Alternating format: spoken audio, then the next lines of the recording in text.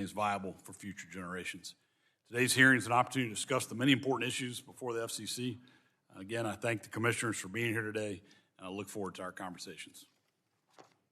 I now recognize the ranking member, the gentlelady from California, for her opening statement. Thank you very much, Mr. Chairman. I'm glad we're holding this hearing. The Federal Communications Commission affects people's everyday lives. It determines whether you can call 911, whether your internet bill is affordable, and whether local news can do its job without political interference. Oversight is not optional. It is our responsibility. The FCC serves the public, not any president, not any party, and not any one political agenda. It is supposed to be an independent, expert agency that promotes competition, protects public safety, and expands connectivity to our rural and urban communities. But President Trump and Chairman Carr have repeatedly abused the FCC's power. We don't have speech police in America. We have the First Amendment. Yet, under Chairman Carr, we have seen a pattern of pressuring the media to toe the administration's line. He warned Disney and ABC stations, we can do this the easy way or the hard way to push them to take Jimmy Kimmel off the air. He threatened to investigate or revoke the license of local stations over content the administration doesn't like. And he's opened investigations into newsrooms' routine editing decisions, such as CBS condensing an interview for time. That's not calling balls and strikes. That's censorship by intimidation. Chairman Carr has stretched the standards of acting in the public interest and preventing news distortion beyond recognition. The FCC's own guidance sets a high bar for news distortion. The FCC can only go after deliberate distortion, not mere inaccuracy or difference of opinion. Yet, like the rest of the Trump administration, this FCC seems to believe it is above the law and the Constitution. That's why I introduced the Broadcast Freedom and Independence Act to draw a bright line. The FCC cannot target broadcasters based on viewpoint, and the White House cannot use the FCC to settle political scores. The threats this FCC poses to journalistic independence have been local as well as national. In Sacramento, people rely on local stations for wildfire updates, flood warnings, and breaking news. Local news is a lifeline for communities. When a handful of companies control local stations, communities lose independent voices, newsrooms face layoffs, and viewers are left with fewer trusted sources.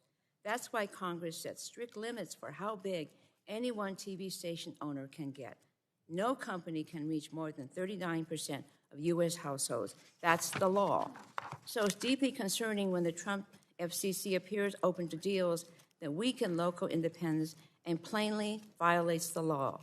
Deals like Nexstar's acquisition of Tegna, which would create a media giant reaching 80% of U.S. households. And in Sacramento, Nexstar Tegna would put 2 of our 4 English-language local TV stations under the same owner.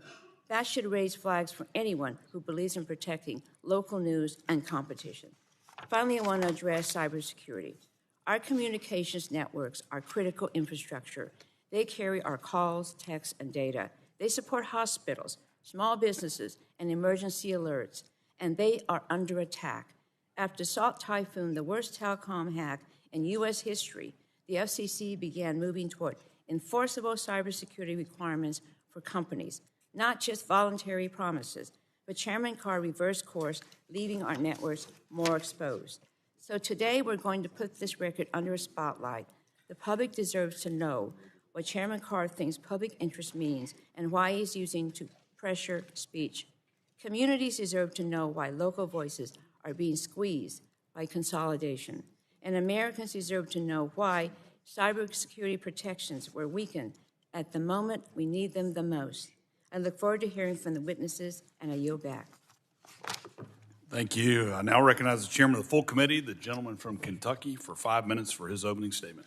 Thank you, Chairman Hudson, and thank you for holding this important oversight hearing. And thank you to our commissioners for being here. Commissioner Trusty, welcome back to the committee. We're glad to have you back here. And we always say, and it's true, that the members of Energy and Commerce get to work with the best people on Capitol Hill. And you were a part of our group at one time. We appreciate having you back. And this is an exciting time for the FCC, exciting time to be there. The Working Families Tax Act restored the FCC Spectrum Auction Authority, which had elapsed for more than 2 years. It It also set a target of 800 megahertz of spectrum to be identified and made available for commercial use. These actions will help meet the growing demand for spectrum, but also, more importantly, ensure the U.S. continues to be the leader in 5G and even developing 6G. Under the first Trump administration, the FCC made a significant amount of mid-band spectrum available for licensed use and opened up 1,200 megahertz of spectrum for unlicensed use. This strengthened our position as a global technology leader, and American innovators have seized the opportunity. But in the years ahead, the United States must continue to lead in wireless innovation. Otherwise, adversaries like China will dominate this battle and set their own standards according to the values of the Chinese Communist Party. That is harmful to both our economic growth and our national security, and I would say the security of the world. Facing these risks, we must act quickly. I am pleased that the Commission under Chairman Carr has already started implementing aspects of this law and has prioritized security throughout the communications sector. Another area where the FCC is working to maintain and expand American leadership is in space. Under Chairman Carr's leadership, the Commission has been hard at work modernizing satellite regulations. We have seen significant investment in innovation in space in recent years. Americans have long relied on GPS and other satellite-based communication services, but today, more Americans use satellite services for connectivity at home and on the go. I am pleased that the Commission has made this a priority.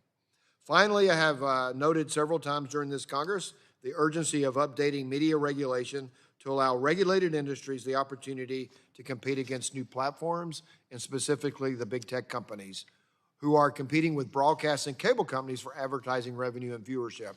It is important to remove outdated regulations, and I appreciate Chairman Carr's efforts to modernize these legacy regulatory structures to reduce burdens on incumbent industries. This is an important time for the FCC. I look forward to hearing from the commissioners, and I yield back. Thank you, Chairman. Now recognize the gentleman from New Jersey, the ranking member of the full committee, for 5 minutes for his opening statement. Thank you, Chairman Hudson. One of President Trump's most defining qualities has been his contempt for American media and his hostility towards the First Amendment. Trump has repeatedly attacked and threatened late-night hosts for making jokes that bruise his ego, dismissed reporting he does not like as fake news, smeared journalists for merely doing their jobs, and taken completely meritless legal action against news networks that do not bend to his will. And he's also debased the office he holds by resorting to bullying and name-calling, recently telling a veteran reporter who asked a question about the Epstein files, and I quote, "Quiet, piggy." On duty, or I should say our duty here, is to conduct oversight of the Federal Communications Commission, and that has never been more critical than it is today. Because in Trump's ongoing crusade to chill free speech, punish news networks, and vilify American journalism, there has been no greater ally than Chairman Brendan Carr. Over the last year, Chairman Carr has grossly distorted the power and purpose of the FCC. He has weaponized the agency to benefit Trump and punish anyone who challenges him. He has rubber-stamped shady deals between media conglomerates when those deals have included monetary and political benefits for the president. He opened sham investigations into small local media outlets for simply reporting on publicly available information about ICE raids. He weaponized the FCC's public interest principles to bully news organizations, and Chairman Carr repeatedly violated the First Amendment by threatening and intimidating broadcasters who aired speech that the president does not like. Now, you don't have to take my word for it. There's a reason why a Republican Senator, Ted Cruz, said that Chairman Carr's actions have been, and I quote, "right out of Goodfellas and dangerous as hell." This was never more apparent than when Chairman Carr threatened to revoke American broadcasters' licenses if they did not take action against a comedy program, The Jimmy Kimmel Show, telling them, and I quote, "we can do this the easy way or the hard way." And let's be very clear about what happened there. The federal government threatened to wield its power to stamp out speech it did not like, and this is a violation of the First Amendment. This is censorship, which does not belong in America. There was a time when my Republican colleagues would have been up in arms over all this, when their allegiance to the First Amendment was greater than their loyalty to one man. But obviously that's not the case anymore, and the chairman's misdeeds do not end with his clear and dangerous violations of the First Amendment. After months of delay, Chairman Carr offered $20 million in free advertising and received guarantees that CBS's editorial decisions would be tweaked in his favor. This is what we call a quid pro quo, facilitated by Chairman Carr. And that's why Representative Raskin and I have opened an investigation into this merger's approval. The American people deserve to know the truth, and that some of us in Washington still believe that billionaires should have to play by the same rules as the rest of us. Now, in sum, Chairman Carr has abandoned the FCC's role as an independent agency and has instead turned it into an instrument for President Trump's own personal and political benefit. In fact, during his testimony before the Senate, he openly stated that the FCC is no longer an independent agency because the president says so.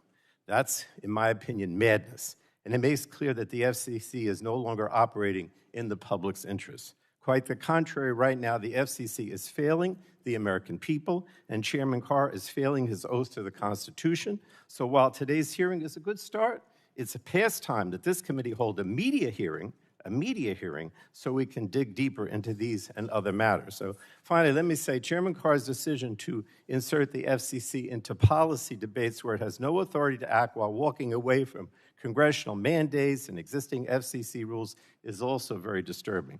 While President Trump and Chairman Carr may wish that the FCC could preempt state and local laws on artificial intelligence, Congress has not given the agency that power. The FCC also does not have the power to raise the 39% national TV ownership cap, which can only be changed by Congress. So, frankly, Americans deserve a lot better than this. They deserve an FCC that upholds their constitutional rights, that acts in their interests, not in the private interests of the president. And with that, Mr. Chairman, I yield back. Thank you. We've now concluded with member opening statements. The chair reminds members that pursuant to committee rules, all members' opening statements will be made part of the record. We'd like to thank our witnesses for being here today to testify before the subcommittee. Our witnesses will have 5 minutes each to provide an opening statement, which will be followed by a round of questions from members. The witnesses here before us today are Chairman Brendan Carr, Chairman of the FCC, Commissioner Ana Gomez, Commissioner at the FCC, and Commissioner Olivia Trusty, Commissioner at the FCC. Chairman Carr, you are recognized for 5 minutes for an opening statement. Thank you. Chairman Hudson, Ranking Member Matsui, distinguished members of the subcommittee, thank you for the invitation to testify. While this is not my first time appearing before the subcommittee, it's my first time doing so as chairman. Like my colleagues, I have fond memories of this room. I started as an intern here over 20 years ago now. I also want to start by saying how proud I am of the FCC's dedicated staff and everything they accomplished for the American people last year. The FCC delivered an historic set of wins in 2025 thanks to them. I also want to applaud the important work that the subcommittee has accomplished this Congress. For instance, thanks to Chairman Hudson, Chairman Guthrie, and many of their fellow members, the FCC's Spectrum Auction Authority has now been restored through President Trump's Working Families Tax Cut Act, a major legislative accomplishment. In terms of the FCC's work, the agency has been following President Trump's strong leadership and moved quickly to execute on an ambitious set of reforms. We're advancing a Build America agenda, a concrete plan to unleash high-speed infrastructure builds in communities across the country. We're reinvigorating the agency's consumer protection work, including cracking down on illegal robocalls. We're empowering broadcasters to meet their public interest obligations. We're strengthening America's national security, and we're eliminating waste while modernizing agency operations. Much of this represents a significant change from the Biden administration policies. Indeed, when I took over as chairman of the FCC a year ago, the FCC faced several serious challenges. For instance, the Biden administration had allowed the U.S. to fall behind when it comes to one of the most important features of our economic strength, national security, and connectivity goals, spectrum. The FCC Spectrum Auction Authority had lapsed 2 years earlier. The Biden administration had failed to tee up a single new spectrum band for auction. And President Biden's national spectrum strategy committed to freeing up exactly 0 megahertz of spectrum. On top of that, permitting reform was going nowhere. The Biden administration was layering on heavy-handed regulations that only made it harder for broadband builders to start turning dirt. To make matters worse, the Biden administration was pushing policies that would make services more expensive for Americans. We had to turn things around and fast. Thanks to President Trump's leadership, we're doing exactly that. As I detail in my written testimony, the FCC's build agenda focuses on unleashing the nation's broadband builders. It does so by advancing several core goals. For one, we're modernizing permitting rules and cutting red tape. For another, we're freeing up the airwaves that are necessary for America to lead the world again. We now have a massive new spectrum pipeline and are working on multiple new spectrum auctions. In fact, the FCC just voted at the end of last year on a plan to auction up to 180 megahertz of spectrum in the upper C-band. In the secondary markets, we're now seeing large chunks of spectrum move into the hands of competitors that can put it to productive use quickly.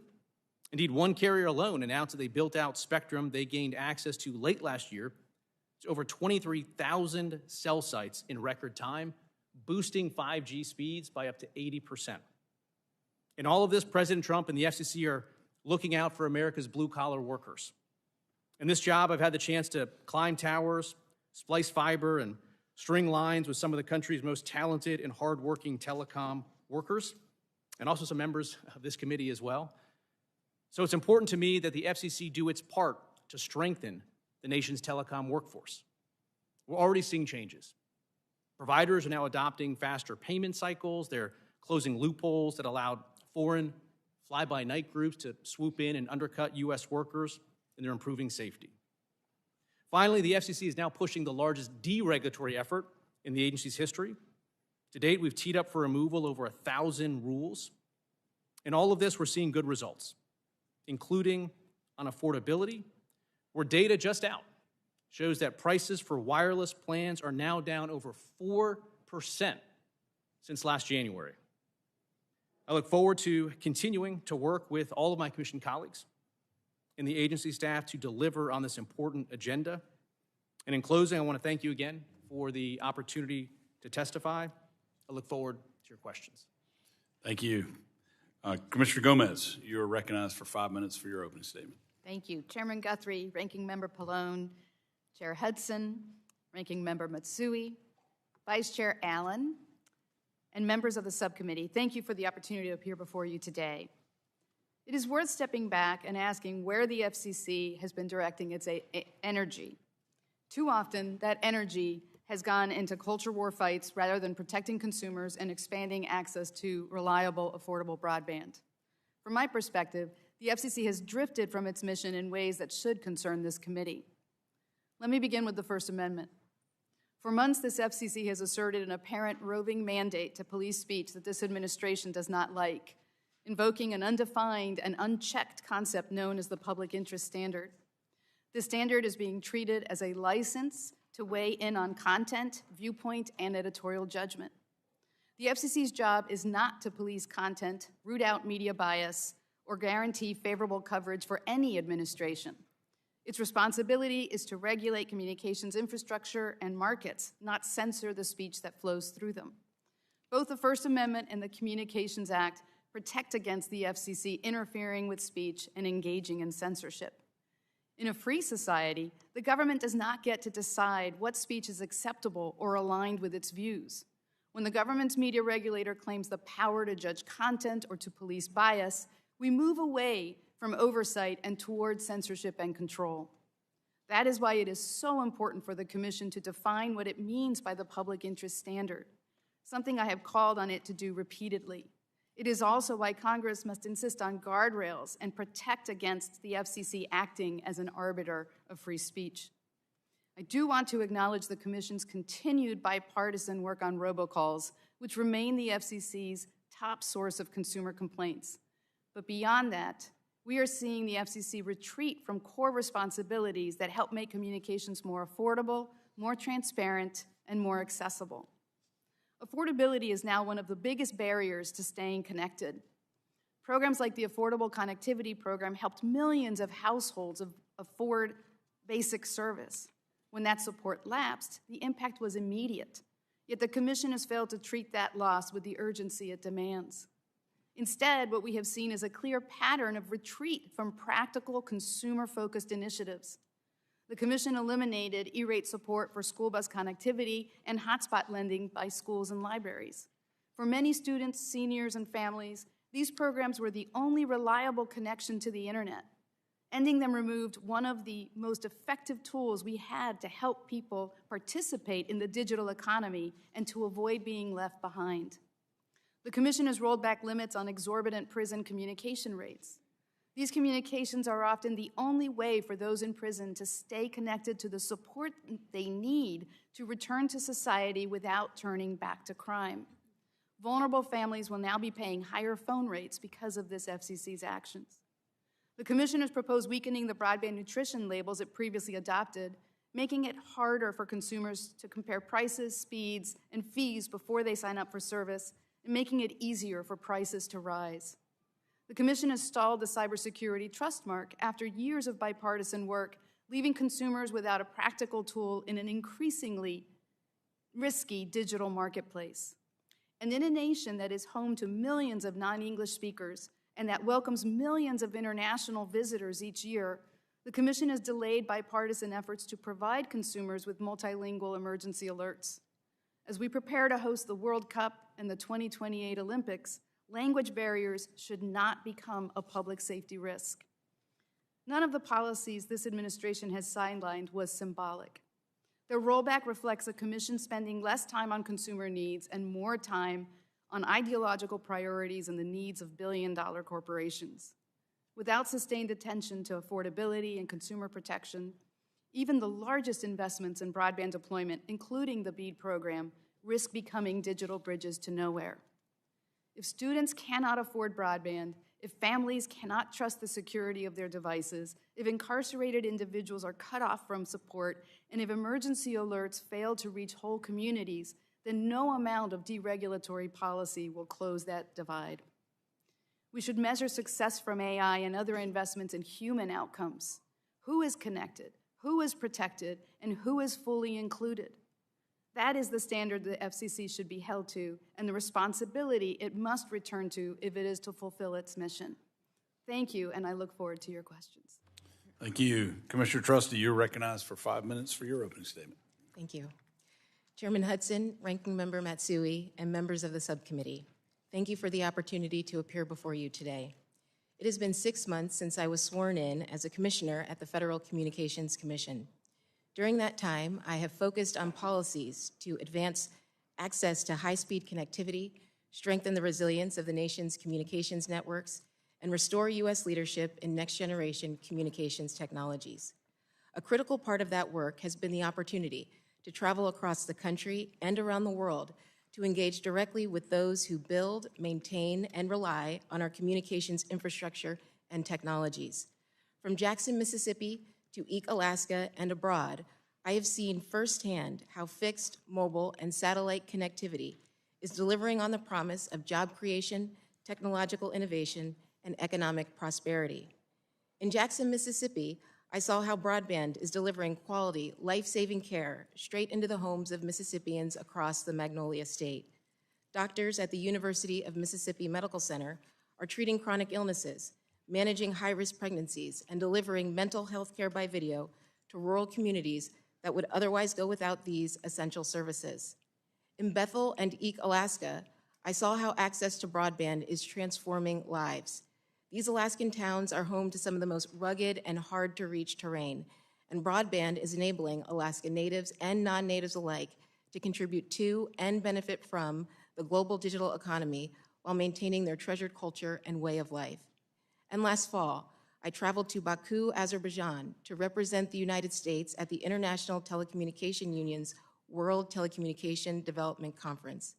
There, ministers and regulators from around the globe highlighted their progress on closing the digital divide within their nation's borders. They also used this forum to seek U.S. guidance and leadership on maximizing spectrum efficiency, building trusted networks and secure supply chains, and creating a regulatory environment that invites continued innovation, investment, and competition while protecting consumers and enhancing public safety. These are issues we confront at the FCC in almost every proceeding.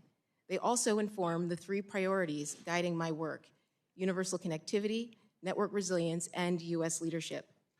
Ensuring that every American has access to communication services has been the FCC's core mission since its founding. In addition to the Universal Service Fund, removing regulatory barriers that impede broadband deployment is critical to connecting every American. I commend members of this subcommittee for advancing several legislative proposals to reform the permitting process, which will help accelerate the delivery of high-speed broadband services to homes and businesses across the country. In an era of growing digital hostility, however, achieving universal connectivity requires increased focus on the deployment of trusted and resilient network infrastructure. Our communications networks are the backbone of both our economy and our defense. From robocall scams to foreign-made network components to infrastructure vandalism and copper theft, the threats are evolving rapidly. Recent Commission actions to remove foreign adversary-owned labs from our equipment authorization process, to block illegal robocalls from exploiting American consumers, and to garner commitments from broadband providers to harden their network infrastructure will enhance network integrity while allowing us to maintain agility in responding to new and emerging threats. U.S. leadership in next-generation technologies, 6G, AI, emerging commercial services in space, and more hinges on our ability to deploy high-speed and resilient communications infrastructure to every corner of the country. Thanks to President Trump and members of this subcommittee, the Commission's General Spectrum Auction Authority has been restored along with the creation of a long-term spectrum pipeline. This positions America to lead in wireless innovation and beyond. Our continued success in technological advancement will ultimately be determined by a domestic and international regulatory environment that emphasizes innovation, competition, and global cooperation. Importantly, U.S. leadership isn't inevitable. It must be earned. I look forward to working with members of this subcommittee, the full committee, and our interagency partners to ensure that the United States is positioned to capture first-mover advantages in technologies that will define the future of our economic and national security. Mr. Chairman, thank you again for this opportunity to testify, and I look forward to your questions. Thank you very much. I'd like to take a moment of personal privilege and welcome someone I see in the audience here, former chairman of this subcommittee and the chairman of the full committee, Greg Walden. Welcome back. Good to see you, sir. We will now begin questioning, and I recognize myself for 5 minutes. Chairman Carr, for the United States to maintain its leadership in wireless innovation, we need to make both licensed and unlicensed spectrum available for commercial use. Can you tell us why a balanced spectrum policy is so important? Yeah, U.S. leadership in wireless is part and parcel of our geopolitical leadership. We need the full toolkit out there, both licensed and unlicensed. In fact, on the unlicensed side, we're going to be voting at the FCC later this month to supercharge Wi-Fi. So Americans get better, faster, more powerful Wi-Fi. I think it's a great complement to the other work that we're already doing on the licensed side. Appreciate that. Commissioner Trusty, do you have anything to add to that? Sure. Thank you for the question, and thank you for your leadership on spectrum policy. I've been a proponent of an all-of-the-above approach to spectrum policy, where we can accommodate a variety of users, use cases, and technologies. Our immediate priority is the AWS-3 spectrum auction that'll start in June, and we're also working on rules for the upper C-band auction, which will create opportunities for licensed spectrum. But we also need more spectrum for unlicensed uses, so to support Wi-Fi and IoT-based applications. And we need spectrum for satellite connectivity and space-based applications. So I think that having licensed, unlicensed satellite spectrum is important for promoting innovation, investment, and competition, and strengthening U.S. leadership in next-generation technologies. I agree. Chairman Carr, the White House recently released a presidential memorandum on 6G. How does this action affect your collaboration with NTIA on identifying additional bands for auction? Well, thanks again to the work of you and this committee and President Trump, we now have a real concrete spectrum pipeline, 800 megahertz. And as part of that, we are collaborating very closely with NTIA, with Commerce, with the White House to make sure we're identifying the right target bands, studying them, and staying on track. And so that's a really good thing. Again, we, as a country, were behind a little bit on 3G, but we caught up on 4G, we caught up on 5G, and now President Trump is making sure that the U.S. leads the way on next-generation technology, too. Great. Chairman Carr, as I mentioned in my opening statement, I'm part of the bipartisan, bicameral Universal Service Fund working group that's trying to implement long-term reforms to ensure sustainability for USF into the future. How does the USF ensure that broadband remains affordable for all Americans? The Universal Service Fund has played a key role over the years ensuring connectivity for Americans all across the country. We're doing work right now, including making sure that we're ending any unlawful expenditures were taking place. We are policing better for waste, fraud, and abuse in these programs. We are going to work collaboratively with the bipartisan, bicameral task force that you talked about. And more generally on affordable, we are making some really good progress there. Again, just recent data out, wireless cell phone plans are down 4% since January 2025 alone. They're down over 7% from Biden-era highs. Right when we came into office, we ended a Biden-era plan that could have spiked the price of internet services for Americans living in apartment buildings by at least one study up to 50%. So there's a lot more work to go, but I'm glad that we're heading in the right direction. Great. What reform ideas should Congress consider, particularly on the distribution side, as we evaluate the future of the USF? Well, one thing that's important I think Congress is focusing on, should focus on, is technology neutrality. We want high-speed fiber connections in so many parts of the country, but there's other places where you're going to have fixed wireless or a new generation of low Earth orbit satellite or 5G or 6G. So we want to do this in a way that makes sure that Americans get the connectivity they expect and deserve, but we do it in the most efficient way possible. I agree. So public safety communications, also a top priority of mine, includes everything from upgrading our 911 systems to NG 911 to ensuring that we quickly restore communications following a disaster. Again, I appreciate your visit to Western North Carolina and looking at this issue. What are your top priorities in improving our public safety communications? Well, your call to 911 absolutely always has to go through. That's a system that we never want to see fail, and we're taking a lot of steps to harden that. We are working to collaborate across different industry segments, including power and utility and telecom crews, so that when you rush into a place like Western North Carolina after Helene, that we're making progress and not stepping on each other. So we're encouraging that, and we're taking other efforts to encourage this broader transition to all IP networks, which, again, can really strengthen the resilience and performance of the 911 and public safety system. Great. I appreciate that. My time is getting very low, and I can't hold everybody else accountable if I go over, so I believe I'll stop and recognize our ranking member, Ms. Matsui, for 5 minutes for your questions. Thank you, Mr. Chairman. The Trump administration is weaponizing the FCC to punish speech it doesn't like. A free press is supposed to hold power accountable.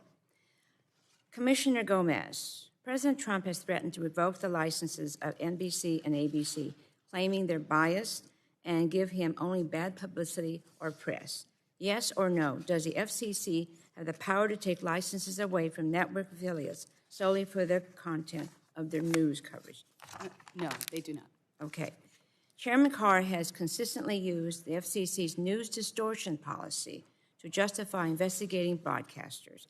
Can you briefly describe the news distortion policy and whether, in your view, it allows the FCC to revoke or not renew a broadcast license for perceived bias? Thank you for that question. So the news distortion policy covers local broadcasters broadcasting news about a significant event, but it requires intentionality to mislead about a significant event, not merely an incidental event. And it also cannot be used if you just simply disagree with the content and if it's just an incidental mistake.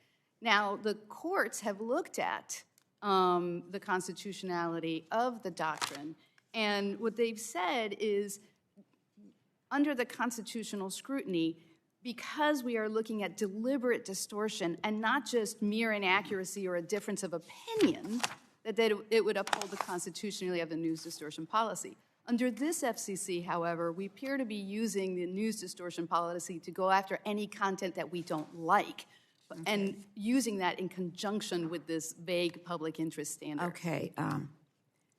Chairman Carr, the Communications Act requires broadcasters to serve the public interest. Does that standard allow the FCC to censor or interfere with broadcasters' free speech under the First Amendment? I just want a yes or no here.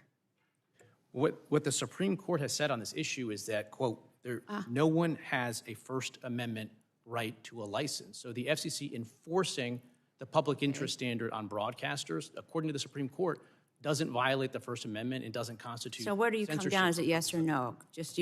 I want to just hear from you, yes or no? So could you repeat it? Yes or no?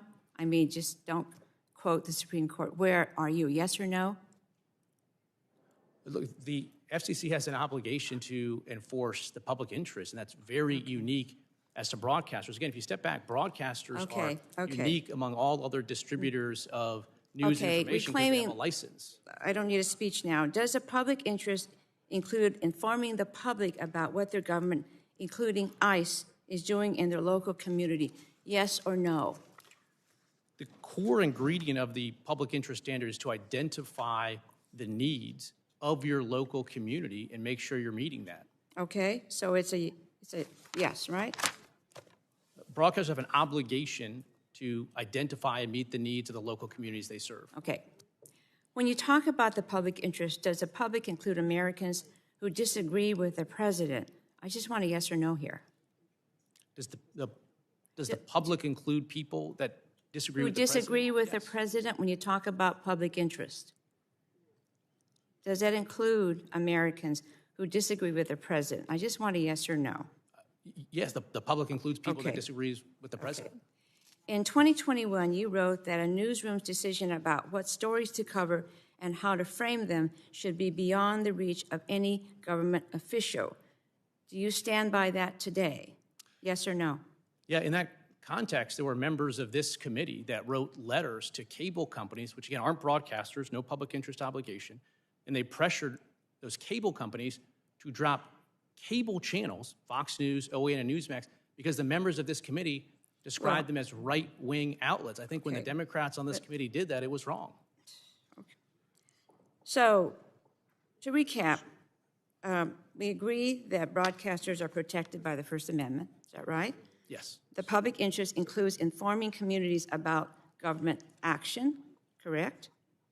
And the FCC, a government agency, shouldn't influence newsrooms' decisions, correct? Okay. So why did the FCC open an investigation into KCBS in San Francisco after it covered the January 26th ICE raid in San Jose? The FCC, I believe, received either a complaint or we heard concerns about that specific radio station, and we've raised those concerns. I believe we've heard back from that radio station, and we have nothing new to share to update on that investigation. Okay, so... That's time. Excuse me? Did I lose my time? Yeah. Okay. It seems like... Your time has expired. All right. Thank you very much. Thank you. Chair now recognizes the chairman of the full committee, Mr. Guthrie, for 5 minutes for your questions. Thank you for being here. So Chairman Carr, I appreciate your commitment to meeting the 800 megahertz target established in the Working Families Tax Cut. Can you talk about how the consumer benefits that making spectrum more available for commercial use brings to hardworking Americans, but focus on how it will impact prices for hardworking Americans? Thank you very much for the question. Prices, according to new data just out, on the wireless side in particular, are already down over 4% from January 2025 alone. And part of this is our work to make more spectrum available, both through auction and secondary markets. When you introduce new spectrum into a market, the data shows that it drives down prices for consumers significantly. And so both in our work in the secondary markets and our work in the upcoming auctions, pushing more spectrum into the marketplace is going to be really good for consumers. Okay, thank you. So, Commissioner Trusty, the U.S. has led the world in wireless innovation, including through unlicensed uses of spectrum, such as Wi-Fi is a great example of unlicensed. It's changed the way people connect to the internet and led to an ecosystem of new devices that we all rely upon. So could you, how can we continue to foster this innovation and investment to ensure the United States continues to lead the world in wireless? Sure. Thank you for the question, and thank you for your leadership in spectrum policy. Because we have the spectrum provisions in the Working Families Tax Cut Act, that gives us the foundation we need to lead the world in wireless. And so to build on that, we need to maintain predictability in our spectrum policy, so to continue to have auction authority and a long-term spectrum pipeline. We need to be leading in international standard-setting bodies. We also need to maintain strong interagency coordination. And I think we need to be investing in artificial intelligence so that we can increase spectrum efficiency. And I think AI will define the future of things like 6G, AI native networks, and capabilities like integrated sensing and communications. And to build on that, I also think we need to continue to build trusted and secure infrastructure and develop coalitions with our international partners and allies so that our preferred technologies and standards achieve harmonization and scale. I think all of those things will position us well to lead in wireless innovation. Okay, thank you, and welcome back to the committee. Hope you're enjoying it from that side. Thank you so much. And I enjoyed working with the ranking member of this subcommittee. We still work together, ranking member Matsui, on spectrum policy. That's been a good work for us. And so, Chairman Carr, could you speak to the importance of media modernization and why it's critical to remove outdated regulations for incumbent industries to allow them to better compete with big tech? Well, one of the main concerns I have with respect to media policy is you have, on the one hand, all these individual licensed local TV stations. On the other hand, you have these national programmers, Disney, Comcast, a handful of others. And over the years, historically, we had a balance between the national programmers and the licensed local TV stations. But recently, what we've seen is those national programmers have just consolidated and amassed a massive amount of power. We're losing that balance between the national programmers and the actual local TV stations. In some cases, they're becoming just a mouthpiece for programming being produced by those national programmers. So the thing that we're trying to push the hardest on our media policies is to re-empower those local TV stations to compete in this modern media marketplace. Okay, thank you. And also, Chairman Carr, space is expected to dominate the upcoming World Radio Communications Conference. I think Commissioner Gomez told me yesterday he has been very involved in the radio communications conferences. I'm deeply concerned about what China and Russia are doing in space. And that being said, our friends across the Atlantic have been making it difficult for the American companies to operate in the European market. Chairman Carr, from your perspective, how do we posture the U.S. for success? And do you think there's still room for partnership with our partners in Europe? One thing I have credit to my predecessor, Chairwoman Rosenworcel, she stood up a new space bureau inside the FCC. And one thing that we're doing is really supercharging those efforts there. Right when I came in, we cleared out over half of the backlogs that had been there. We recently approved a next-generation constellation into low Earth orbit. And we did that in roughly half the time that it had taken the FCC to approve the prior updated constellation. And so, as you point out, China wants to dominate in low Earth orbit and up and down all orbital slots. I have about 30 seconds. So what in this area, what can the committee do to help? Is there legislative need for you, or what can we do to help you? You know, the FCC needs to continue to move faster in this space, and legislative efforts to help lock that in would be a good thing. Okay, thank you. I have 15 seconds left, and I will yield them back. I appreciate that, Chairman. The Chair now recognizes the ranking member of the full committee, Mr. Pallone, for 5 minutes for your questions. Thank you, Chairman Hudson. And Chairman Carr, I did want to get into the local broadcasters that you mentioned, but just a simple yes or no initially. You recently stated that the FCC is not an independent agency. True? Yes or no? I said the FCC is not formally speaking an independent agency. Okay.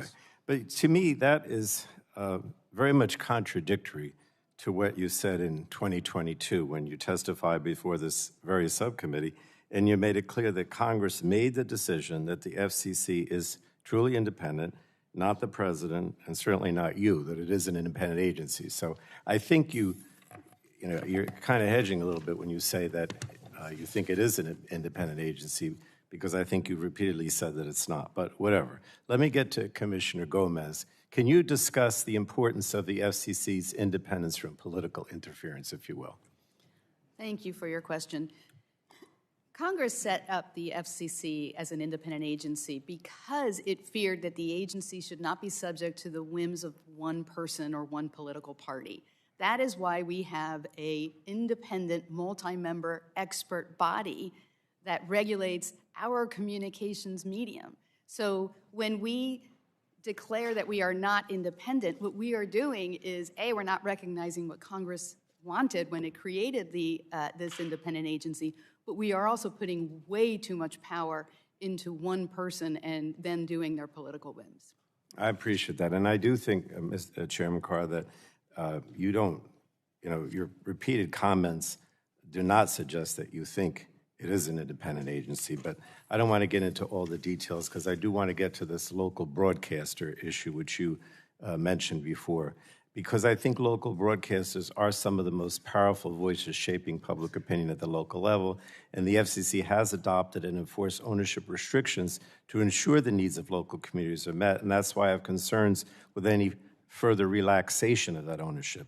And I also want to remind you that Congress set the maximum reach for entities owning TV stations at 39% of national television audience households, and only Congress can change that threshold. So let me ask you, Chairman, do you agree that only Congress has the authority to raise the national ownership cap? The position of the FCC consistently over the prior 4 chairs, Republican and Democrats alike, has always been that the 39% cap is a rule that the FCC has on our Code of Regulations. And as a general matter, I really agree with you on the need to reinvigorate. Right, but you're saying then that you don't think, you think you can raise it on your own. The Commission can. These are issues that we're looking at right now. I'm just saying. Well, I mean, yes or no. You do believe that you can raise the cap on your own. You're saying it's a regulation, not a statute?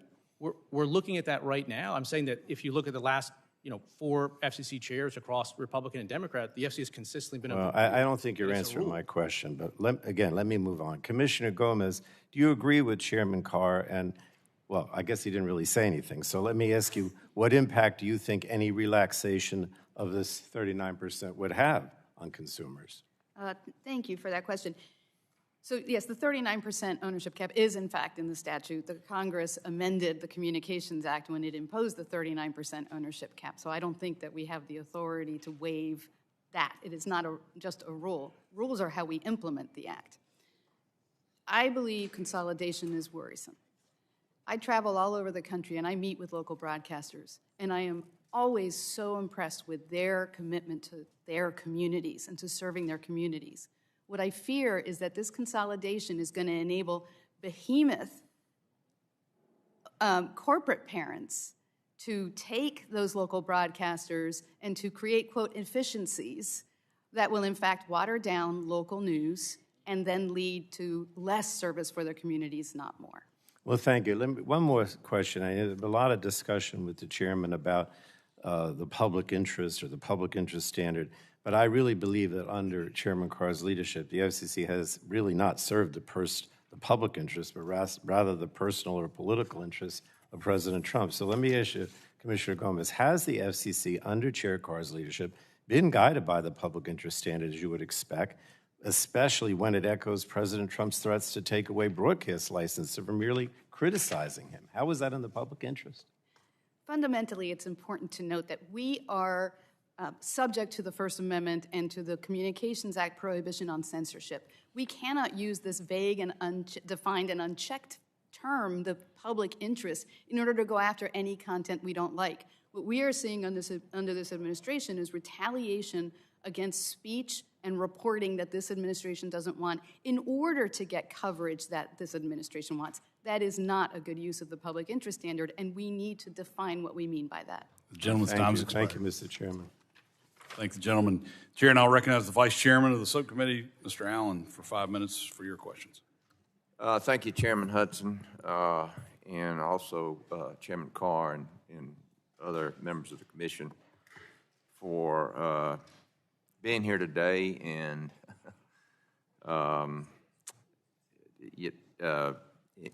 anyway, thank you for your service. It's great, even under the duress that you're dealing with, but which I really apologize for. But anyway, Chairman Carr, last March, 73 members of Congress, including myself, sent a letter to your commission calling for immediate action to update outdated ownership regulations. Our letter emphasized the need for rules that reflect today's competitive media landscape, where local broadcasters face unprecedented challenges competing with the unregulated big tech platforms. Could you provide us with a status update on this issue? And as I understand it, with the local broadcasters, it's a matter of survival. I mean, this is a real problem. Could you update us on that? Yeah, thank you, Congressman, for the question and for your leadership on this issue. The FCC has a couple of active proceedings underway where we're looking at this. Again, my North Star through all this media policy is I'm not interested in seeing the national programmers, Disney and Comcast, amass any more power than they already have. I think one thing that we have to try to look at, whether it's this proceeding or otherwise, is how do we create some better structural competition to them? Because to your point, if you look at local news right now, it's principally being driven by local broadcasters. We used to have thousands of local newspapers across the country. I know in your experience, you're seeing them close down or at least stop physically printing by the dozen. What I don't want to see, I think the conversation that we should have in Congress is if we care about local news and local reporting, how do we make sure that those local TV stations continue to be economically viable? Because we don't want them to go the way of so many newspapers. I don't think we'd be better off as a country if we lost them. And, again, it's run by local folks who live in the community, who work in the community, who contribute to the community. And I don't see how being part of a bigger organization to survive, the current turmoil, if you would say, in this industry and expansion in this industry is I think it's important that we have that local influence. You've made empowering local broadcasters a centerpiece of your agenda. One such way has been your oversight of retransmission consent fees, ensuring that they are used as Congress intended, that is, by local broadcasters for a program that serves the local community. Can you update us on your oversight of the transmission consent regime and explain why this is so important? Well, one issue that we're looking at is those agreements, the affiliate agreements between the local TV stations on the one hand and those national programmers on the other. We're looking at lots of different ways to help empower that. Retrans is a very complex issue. On the one hand, we're seeing declining revenues at a lot of local TV stations. At the same time, the national programmers will say they need to maintain scale themselves to continue to compete for expensive sports rights. And so we have to try to find a right balance between having the financial capability of local TV stations to invest in local news and reporting, but also making sure that they have, the national sports rights that people expect and demand. It's a complex issue, but we're looking at it. Yeah, there's nothing worse than having the national championship, and then all of a sudden you find out, oh, I can't get it on my television. Yeah. We know that in 2027, China will host the next World Radio Conference, an international conference that will set global rules for using spectrum. Under the last administration, domestic disputes between federal agencies about how spectrum should be used sidelined the United States and allowed other countries to pick the spectrum bands for next-generation networks. As a result, the United States now trails the world on mid-band spectrum for wireless broadband. What does the United States need to do to ensure it is ready for the next World Radio Conference? How can we ensure that the United States and not China is driving global spectrum focus at this conference? Thank you, Congressman. I think you're right. If you look back at past radio conferences, there was some gaps between different federal agencies in terms of their positions. That doesn't put us on the strongest possible footing. Thankfully, President Trump has been very clear to every agency that the United States is going to lead the world in next-generation technology. And that's resulted in a lot of close collaboration from the FCC, NTIA, Commerce, the White House, and hopefully, we continue to make a very strong, unified position, because we know China and others are going to be very unified going into that. And so we need a strong U.S. position as well. Good. Gentleman's time has expired. Yeah, thank you for your service. Now yield back. Thank you. Chair now recognizes the gentleman from Florida, Mr. Soto, for 5 minutes for your questions. Thank you, Chairman. President Trump has the most corrupt administration in modern history. $2 billion cryptocurrency scandal, pay-to-play pardons, pardoning January 6 insurrectionists, an Epstein pedophile cover-up, White House ballrooms that are lavish, and the Trump family getting rich off of official U.S. foreign policy in the Middle East, Southeast Asia, and beyond. And when the national media like CBS, ABC, and NBC cover these egregious scandals or use satire, FCC Chairman Brendan Carr tried to crush them using his power as FCC Chairman. CBS covers the cryptocurrency corruption, pardon of the Binance founder, Then CBS is forced to install a bias monitor 2 days after the merger approval, under pressure from Carr and Trump, along with an extortion payment of $16 million. ABC's Jimmy Kimmel uses satire to criticize Trump. Carr threatens their license. NBC's Seth Meyers uses satire to criticize Trump. Chairman Carr echoes Trump's call for Meyers' ouster. Chairman, you've turned the FCC into Trump's attack dog to crush First Amendment rights through FCC extortion. The Chinese Communist Party would be impressed. There was a time when you passionately defended First Amendment rights. In fact, you and I tangoed over COVID and issues related to that. So how do you justify using the FCC to censor news and satire of Trump's rampant corruption? Have an obligation to operate in the public interest. And in 2021, is it not the public interest? Right here to the FCC asking us to take action when there's a transaction pending at the FCC involving a Spanish language radio station in South Florida. Is it not in the public interest for people to know about the corruption that's happening in this administration? Step in and say, to win in 2022, this must stop. Pressuring the FCC to block a sale because Democrats thought it would be bad for reclaiming my time. You serve the American people. What is that issue? Is blatant corruption by the Trump administration and you trying to hide it. And everybody knows it. Commissioner Gomez, one day Chairman Carr's reign of un-American censorship will be over. How do we restore public confidence in the FCC after this national censorship scandal? Oh, thank you for that question. I think Congress can really help us here by putting guardrails on the FCC so that it cannot violate the First Amendment and censor content on broadcasters. And what do you think those guardrails should be? I think defining the public, what it means to serve in the public interest would be very helpful. Do you think highlighting corruption is in the public interest? I think the FCC should stay out of content, whether we like it or not. And that is the problem, is this administration wants to retaliate against news organizations that have the temerity to report factually about this administration. Well, the history books will not be kind to that. It's been over a year since Trump took office, and we still don't have rural broadband in rural communities like mine and others. You came to my district a while back in Orlando to hear from veterans who utilize internet to help with their health care. What has the effect been of the BEAD program still not being rolled out across America with regard to consumers? Yes, it is so important for us to be able to participate in this economy today, the digital economy, to have access to affordable broadband. And the communities that don't have that are getting further and further left behind. And as you know, when we came, we were talking about the Affordable Connectivity Program and how important that was to veterans to be able to make their meetings and their health care appointments without having to, in fact, travel. It saved them days of painful travel. So we need to focus on this issue so that every American can have access to affordable and accessible broadband, especially if we want to be world leaders in artificial intelligence. It is so important. And what happens to rural businesses, farms, ranches when they don't have access to high-speed broadband?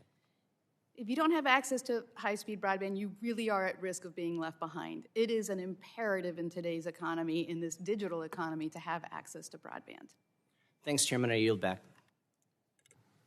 Thanks, gentleman. The chair now recognizes the gentleman from Ohio, Mr. Latta, for 5 minutes. Well, thank you, Mr. Chairman, and thank you to the Commission for being with us today. Chairman Carr, Commissioner Gomez, and Commissioner Trusty, and congratulations. It's great since you've been in my office years back to follow your career. Congratulations. Chairman Carr, let me just start off. With the BEAD program, how much shovels in the ground were there in the Biden administration?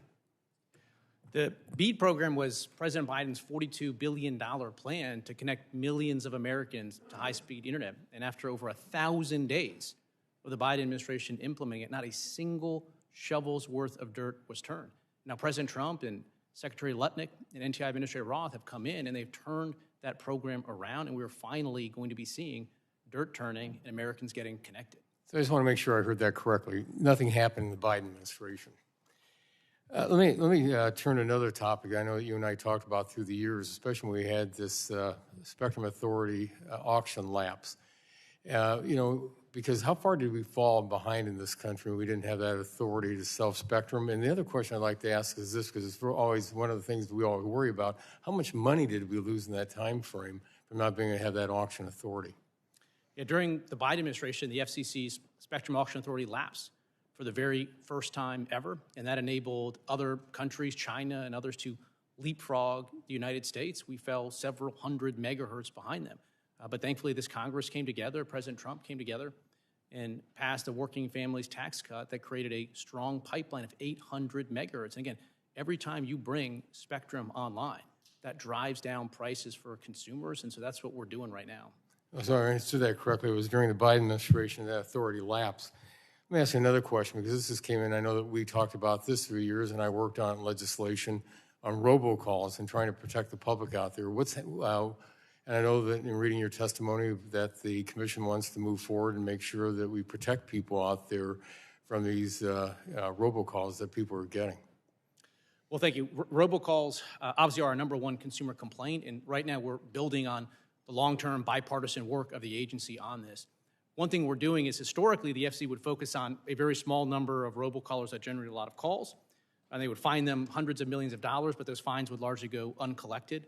And what we're doing now is we're picking up on something we did in the last administration, which is to kick providers out of our robocall mitigation database if they're not doing enough to fight illegal robocalls. And that effectively cuts them off from the U.S. telephone network. And more generally, we're going at every single portion of the life cycle of illegal robocalls and making it harder for the bad actors to get their calls through, including we're looking in particularly at foreign-originated illegal robocalls.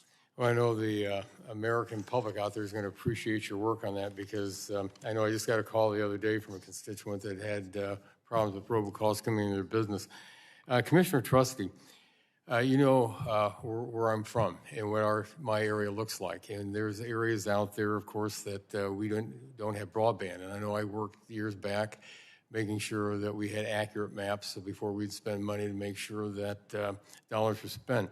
And in your testimony, you talk about some of the things you're really focusing on. And one of the things I think it's really important you talk about is when we talk about rural health care and telehealth. And I know when I'm in my rural hospitals, they can't afford to have a lot of different programs, you might say, or docs doing certain procedures, or especially on the mental health side.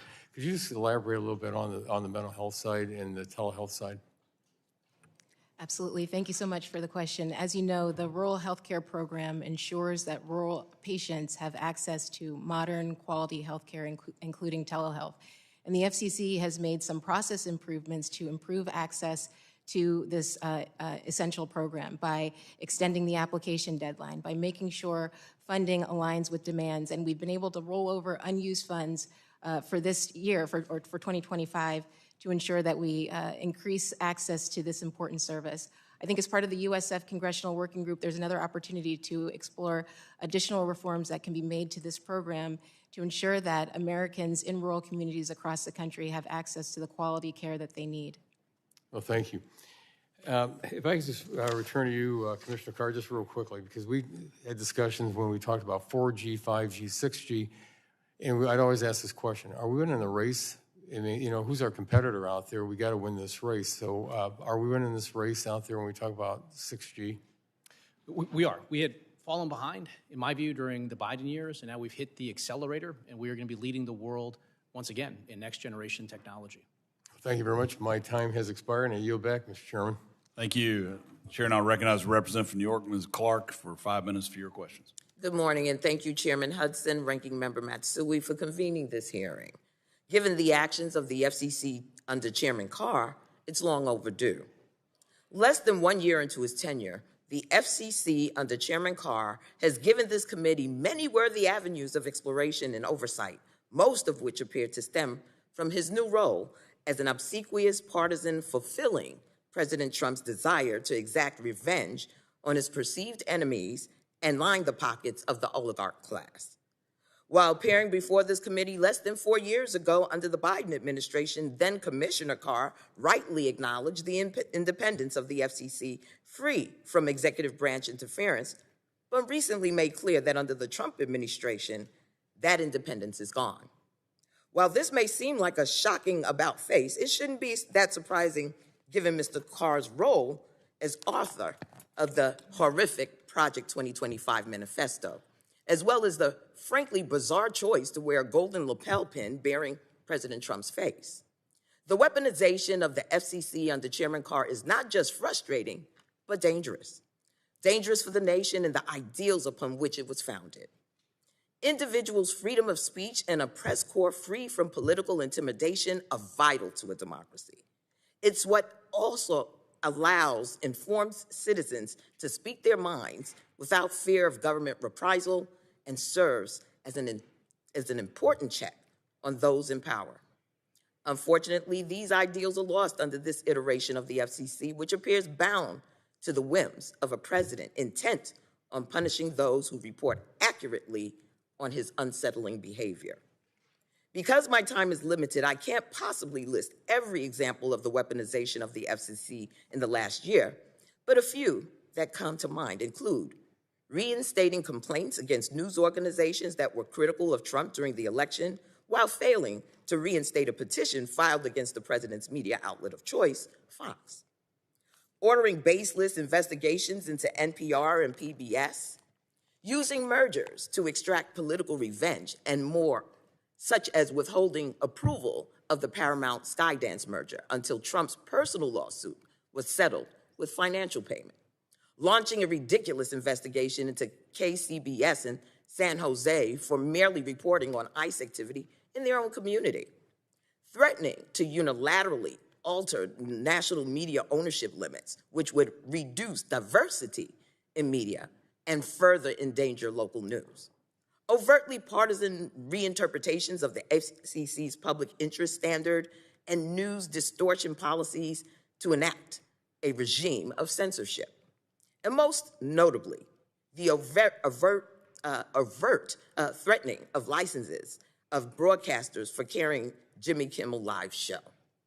To the last point, Senator Cruz, who I rarely agree with, aptly described Chairman Carr's threats as akin to something out of a mafia movie. And let me just say, I don't see any Michael Corleones in this room today, only Alfredo. So my question is to Commissioner Gomez. For nearly 90 years, the FCC has functioned as an independent agency to insulate communications policy from political pressure. Can you explain why the FCC's independence is essential to its credibility and effectiveness, and what potential risks arise as that independence is eroded? Thank you for that question. You know, when Congress created our predecessor, the Federal Radio Commission, it considered putting the commission under the Department of Commerce. And Herbert Hoover at the time said it was a terrible idea because it was dangerous to have the regulator of the most important communications medium at the time being overseen by a single person.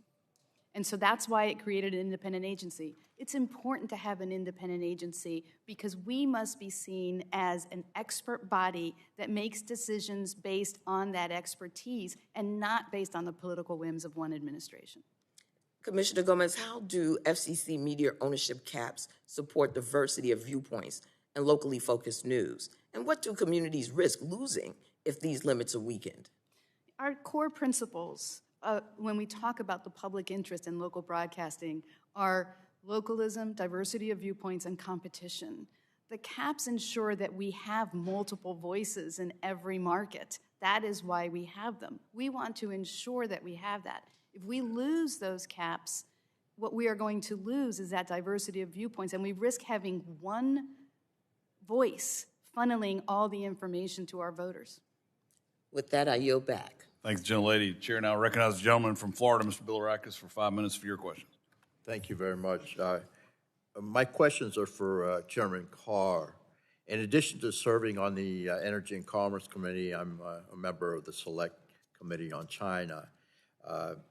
Under that role, I recently led a letter with Chairman Molinar to your office regarding specific concerns about Chinese fiber technology entering our country and the security concerns it brings to the United States. The FCC and Congress has already done a great job to protect our networks from these threats, but the concern remains. Just last week, the Financial Times reported a new China-backed hack of congressional staff email accounts. Can you outline, Mr. Chairman, what actions you are continuing to take to identify and address adversarial threats to U.S. telecommunications infrastructure? And can you confirm that you'll continue, again, have all the necessary tools at your disposal to adequately address these concerns without additional congressional approvals? Thank you, Congressman, for the question, for your leadership on this important issue. One of the very first things I did as chair was to stand up within the FCC a new Council on National Security that brings together all of our bureaus and offices and their expertise to bear on this issue, because China and other foreign actors are constantly poking and prodding and looking for ways into our communications network. We've taken actions on what we call bad labs to try to kick out equipment authorization bodies that aren't trustworthy. We've taken action to implement the Secure Equipment Act, and with cybersecurity in particular, we work directly with carriers to ensure that they're taking renewed actions to accelerate the patching of vulnerable equipment, updating and reviewing their access controls, disabling unnecessary outbound connections. And the key there is we have to be very, very nimble and make sure that carriers and our country's national security expertise, including CISA and DHS, are very closely collaborated, because you need very quick reactions given the types of threats we're seeing. Very good. Again, question for the chairman. In your written testimony, you devoted section to the deregulatory actions the FCC has engaged in under your leadership. This includes removal of over 1,100 rules, regulations. I applaud these actions, especially as this committee is working on its own permitting reform package to streamline the process. Beyond the baseline number of regulations removed, is there any way to quantify how much time and or money is saved by these actions? How would you describe these changes to the typical American taxpayer and internet user? I think that's very important. If you could respond, I'd appreciate it. Yeah, thank you, Congressman. The easiest way to put it is that it historically it costs too much and it takes too long to build out internet infrastructure in this country, and that means communities that are on the edge case of new or additional or better service can get left behind. And so we're working hard at the FCC on permitting reform and cutting red tape, and that's going to be key to making sure that we keep driving down prices for Americans. Very good. For the last several weeks, the news has been inundated with the discovery of mass amounts of fraud within our federal programs.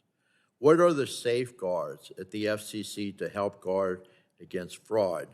And in light of what is happening with the improper payments within other agencies, is this something you're considering taking a look at and updating? We're in the midst of continuing to reinvigorate our work to detect and root out waste, fraud, and abuse. Just recently, we took action, for instance, with respect to California. California had a state lifeline program that had decided that they were going to stop sharing relevant information with certain federal agencies. And that opened the door to potential waste, fraud, and abuse. So we revoked California's ability to opt out of that program. Now we're putting everybody through this national database. We're also finalizing some work right now on some additional steps that we can take with respect to our Lifeline program to make sure that those benefits are flowing only to those Americans that Congress intended them to. Very good. Thank you very much, and now I yield back. Thank you, gentlemen. Chair, now recognize the gentleman from California, Mr. Peters, for 5 minutes for your questions. Thank you, Mr. Chairman, for calling this important oversight hearing. In 2021, Congress voted to invest a total of $65 billion in the Broadband Equity Access and Deployment Program, or BEAD, to advance universal broadband access with over $1.8 billion reserved for my home state of California. By the end of the Biden administration, state deployment offices had made progress to the long process requirements, guidelines, and mandated studies, including in the law. They made awards to grantees who were committed to building fiber lines to hard-to-reach areas and strengthening connectivity in underserved areas. However, lamentably, there were no shovels in the ground, and I was one of the people who joined Republicans to criticize how long it had taken for that to happen and to be an advocate for permit reform in this field and in others. But by the beginning of 2025, states were ready to begin their build-outs, and the Trump administration decided to issue new regulations which halted any progress. So we're back where we started. We're no better off, and progress is still stalled today as the administration holds the BEAD program's funding hostage. The Federal Communications Commission is guided by the principle that all Americans should have access to communication services. The Trump administration's pause on BEAD funding broadband build-out for over a year goes directly against this principle. It continues the very things I joined Republicans to be critical of under the Biden administration. Commissioner Gomez, how do delays in broadband deployment affect the FCC's abilities to meet its goal of making affordable connectivity accessible to all Americans? And how can we ensure that people have the skills to take advantage of broadband once it's deployed? Thank you for that question. We want to get broadband to every community, everywhere, as soon as possible, because we really risk leaving people further and further behind. And I'm afraid that we'll go from having a digital divide to a digital chasm if we don't do that.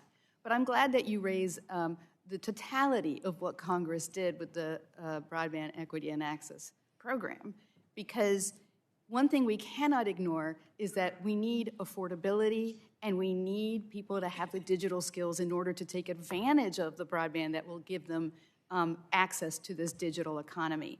And I'm afraid that this administration has completely lost its focus on that. And that is why I say I'm afraid that if we don't ensure that these networks are sustainable, but making sure that everyone can use them and afford them, we are going to be building bridges to nowhere. Right. Well, I share that concern, and thank you. And I think it's critical we invest in, continue to improve programs like the Universal Service Fund to support affordable rates in underserved areas and rural access to hard-to-reach areas. And again, when I first came to Congress, we were all talking about rural broadband and how important that was. I think the pandemic showed us that the digital divide exists even in wealthy neighborhoods like the ones that I serve, and I think we should get at it. Along the lines of permit reform, last year I joined with my colleagues, Representatives Joyce and Landman, to introduce the Bipartisan Broadband and Telecommunications Rail Act. We've heard that when broadband companies try to build out communications infrastructure across railroad crossings, the cost and approval times skyrocket. To streamline the deployment process between broadband providers and railroad carriers, the bill would implement firm timelines, conflict resolution processes, and fee scales to help the FCC move faster in support of the public interest. It would outline the responsibility of each party and give the FCC authority where it previously had none. Commissioner Gomez, how would granting the FCC authority over this process speed up access to fast, reliable, and affordable connectivity? And are there other areas in broadband deployment that the FCC does not currently but should have jurisdiction? Thank you for that question. And I am very supportive of streamlining approvals, and particularly of your bill's focus on making sure that the costs that are being recovered are actually the costs of providing those approvals, and that I think is very important. So I think it's very helpful when Congress gives us instructions on what it is that we're supposed to do, particularly in the area where we are in fact acting to either preempt local regulations or tell others what we think that they should be doing. So I look forward to working with you in the future on this. Great. Maybe Commissioner Trusty, any other areas in broadband deployment where the FCC needs jurisdiction, we need to give you jurisdiction? Well, thank you for the question, and thank you for your work on this bipartisan legislation. The Commission is working on a number of fronts to remove regulatory barriers that impede the deployment of broadband, whether it's pole attachments, environmental or historic reviews, and expanding access to rights-of-way. I think all of these things will help us accelerate access to connectivity. Well, keep us posted on that. I'm out of time, and I yield back. Thank you again. Thank the gentleman. Chair now recognizes the representative from Georgia, Representative Carter, for 5 minutes for your questions. Thank you, Mr. Chairman, and thank all of you for being here. Chairman Carr, there's been a lot of ink here recently in the past few months or so regarding the streaming market and competition, and there's been a lot of confusion about regulatory jurisdiction in this space. So you care to give us a view on the current landscape? Well, streaming is something that we stay apprised of at the FCC. It's adjacent to markets that we directly regulate, and it's intertwined. And I think there has been concern increasingly expressed recently about consolidation in the streaming market and potentially further consolidation in the streaming market. that could potentially harm consumers. Great. Thank you, Chairman Carr. And I'm going to jump straight into some of my next inquiry regarding broadband permitting reform. And as you know, I've introduced the American Broadband Deployment Act of 2025 to help cut red tape and the speed broadband build-out and to close the digital divide across America, which has been passed on to the full committee and awaits floor consideration. Chairman Carr, I appreciate your support for my legislation and your testimony, and I want to ask you, why is it important for Congress to pass my legislation codifying your reforms, and what kinds of steps is the FCC exploring to address state and local barriers to fixed and mobile broadband deployment? Well, thank you, Congressman, for your leadership on permitting reform. I had the chance to visit with you in Georgia and actually splice fiber at an active build, and as we saw there and at other places around the country, and we have to make sure that's a tough job, it's a difficult job, but we shouldn't have red tape standing in the way. And I continue to think one of the most important things that can happen is to pass that package of permitting reform bills to make sure that we keep turning dirt. I want to highlight another permitting national security issue regarding undersea cables. This is something that I've taken an interest in because it's critical broadband infrastructure that carries over 95% of international data traffic. I've got a bill that's called the Undersea Cables Protection Act, which will eliminate the need for redundant 5-year special use permits in national marine sanctuaries to streamline duplicate permitting that is significantly slowing down the deployment of cables. Chairman Carr, can you explain why slow-rolling subsea cable infrastructure is a threat to national security? Well, thank you, Congressman, for working on this. Most consumers probably don't realize it, but to your view, over 95% of all internet traffic ultimately travels over undersea cable. So we're working at the FCC right now to incentivize secure investment, new undersea cables, cybersecurity requirements for some of the technology that is in there. And I think your legislation would go a long way to promoting greater secure build-out of that critical infrastructure. And a lot of this information is in the financial markets as well, isn't it? That's right. Commissioner Trusty, I want to ask you, the Commission recently issued a notice of proposed rulemaking on subsea cables that also addressed the importance of speeding the deployment of cables. Can you talk a little bit about how the FCC plans to expedite the permitting and licensing process generally and why facilitating the deployment of cables is so important? Yes, absolutely, and thank you for your leadership on this issue. So last year in August, the FCC adopted a proceeding where we streamlined the licensing and permitting processes for undersea cables. We updated outdated rules, we established faster processing timelines for eligible applicants, and we cut unnecessary administrative steps or disclosures, and that helps to promote the fast and efficient deployment of undersea cables, which is essential for our economic and national security. This positions us to be able to promote more U.S.-led cable projects, to diversify our subsea traffic routes, so in the event of sabotage or compromise, there's no single point of failure, and it means we can strengthen our disaster recovery and emergency response plans. So it really helps with redundancy in this critical infrastructure. And it would be naive of us to think that this wouldn't be used as a weapon at some point. That's right. Yeah. Well, thank you, Chairman Carr and Commissioner Trustee. I'm going to do the chairman a favor and give him back about almost a minute. I yield back. I appreciate that. The chair now recognizes the gentleman from California, Mr. Ruiz, for 5 minutes to ask your questions. Thank you, Mr. Chairman. Look, I want to begin by addressing the troublesome direction Chairman Carr has taken the FCC. He is a tool of President Trump's Project 2025 agenda to suppress freedom of speech and those who criticize Trump and to forcefully favor Trump's billionaire friends and supporters in order to control the content. 1, publicly criticizing Jimmy Kimmel Live over their content criticizing Trump, leading ABC and some affiliates to pull the show out of fear of a Department of Justice lawsuit and threats of pulling their license. 2, reopen complaints against ABC, CBS, and NBC affiliates for alleged quote-unquote news distortion while ignoring similar complaints against other networks that support President Trump. 3, linked investigations to license reviews and looked into platforms like YouTube and Comcast, NBC Universal, sending a message that what companies say or do could be closely watched, overly scrutinized by the FCC. And finally, 4, overseeing and facilitating media consolidation, specifically the proposed Nexstar-Tegna merger, which is owned by one of Trump's besties and supporters and would give one company unprecedented reach to over 80% of households in America, controlling the content, threatening competition, weakening local journalism, and driving up costs for consumers. The Trump administration does not care about everyday Americans. They care about power, about control, and their billionaire friends. They care about making the rich richer and pushing their own agendas to suppress criticism of Trump and limit what Americans see on TV, to control the message and push his propaganda. That is not America, and that shouldn't be happening in America. Americans deserve an FCC that protects free expression and ensures all communities have access to diverse content. Commissioner Gomez, what concerns do you have on the Nexstar-Tegna merger and Chairman Carr raising the national audience cap from 39 to 54.5% illegally on a special deal to benefit Trump's friends? Thank you for that question, Congressman. What we fundamentally want is we want local communities to get information about their local communities.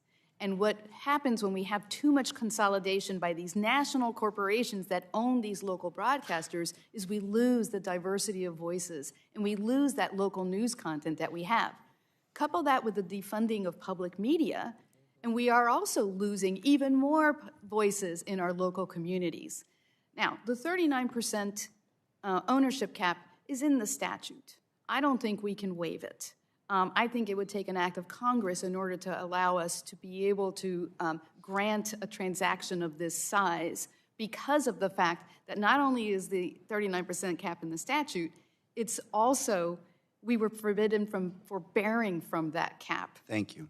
Thank you. The Trump administration has failed to ease the financial burden on everyday Americans. Their actions have raised costs. Specifically, they have posed several federal initiatives, including the Broadband Equity Access and Deployment Program, state broadband price regulation, and the Universal Service Fund, all of which would raise costs. One of these programs, the USF, is crucial for ensuring that communities in the Coachella, San Jacinto, and Imperial Valleys have access to reliable and affordable broadband and telephone services.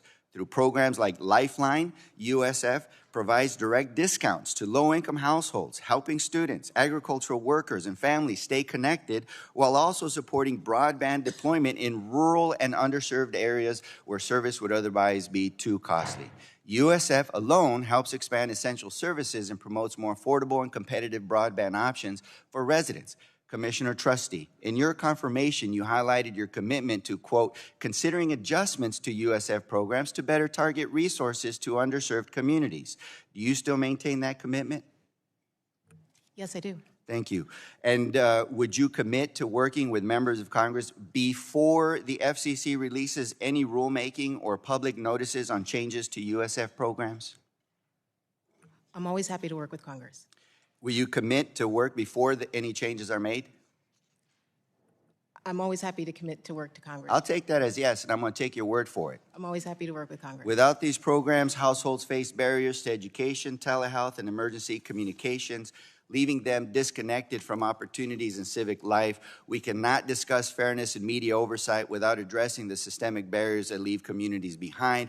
And I'm tired of seeing time and time again how the Trump administration hurts Americans and make their everyday life more costly. It is time to hold them accountable. Thank you, and I yield back. Thank the gentleman. The chair now recognizes the gentleman from South Carolina, Representative Fry, for 5 minutes to ask your questions. Thank you, Mr. Chairman. Thank you for the witnesses for being here, Chairman Carr. Commissioners, I really appreciate the opportunity to have this hearing today.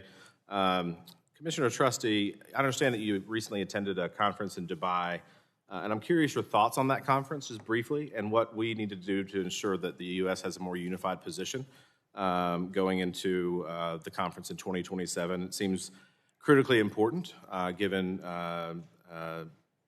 the conference is being held in China, of all places.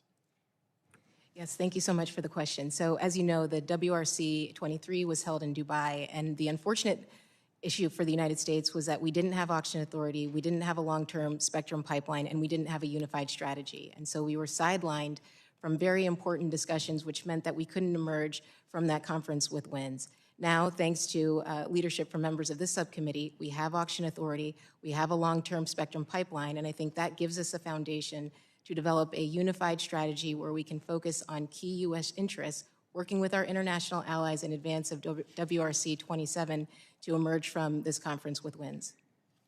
Thank you for that. Obviously, during the first Trump administration, they unlocked additional 6 gigahertz of bandwidth.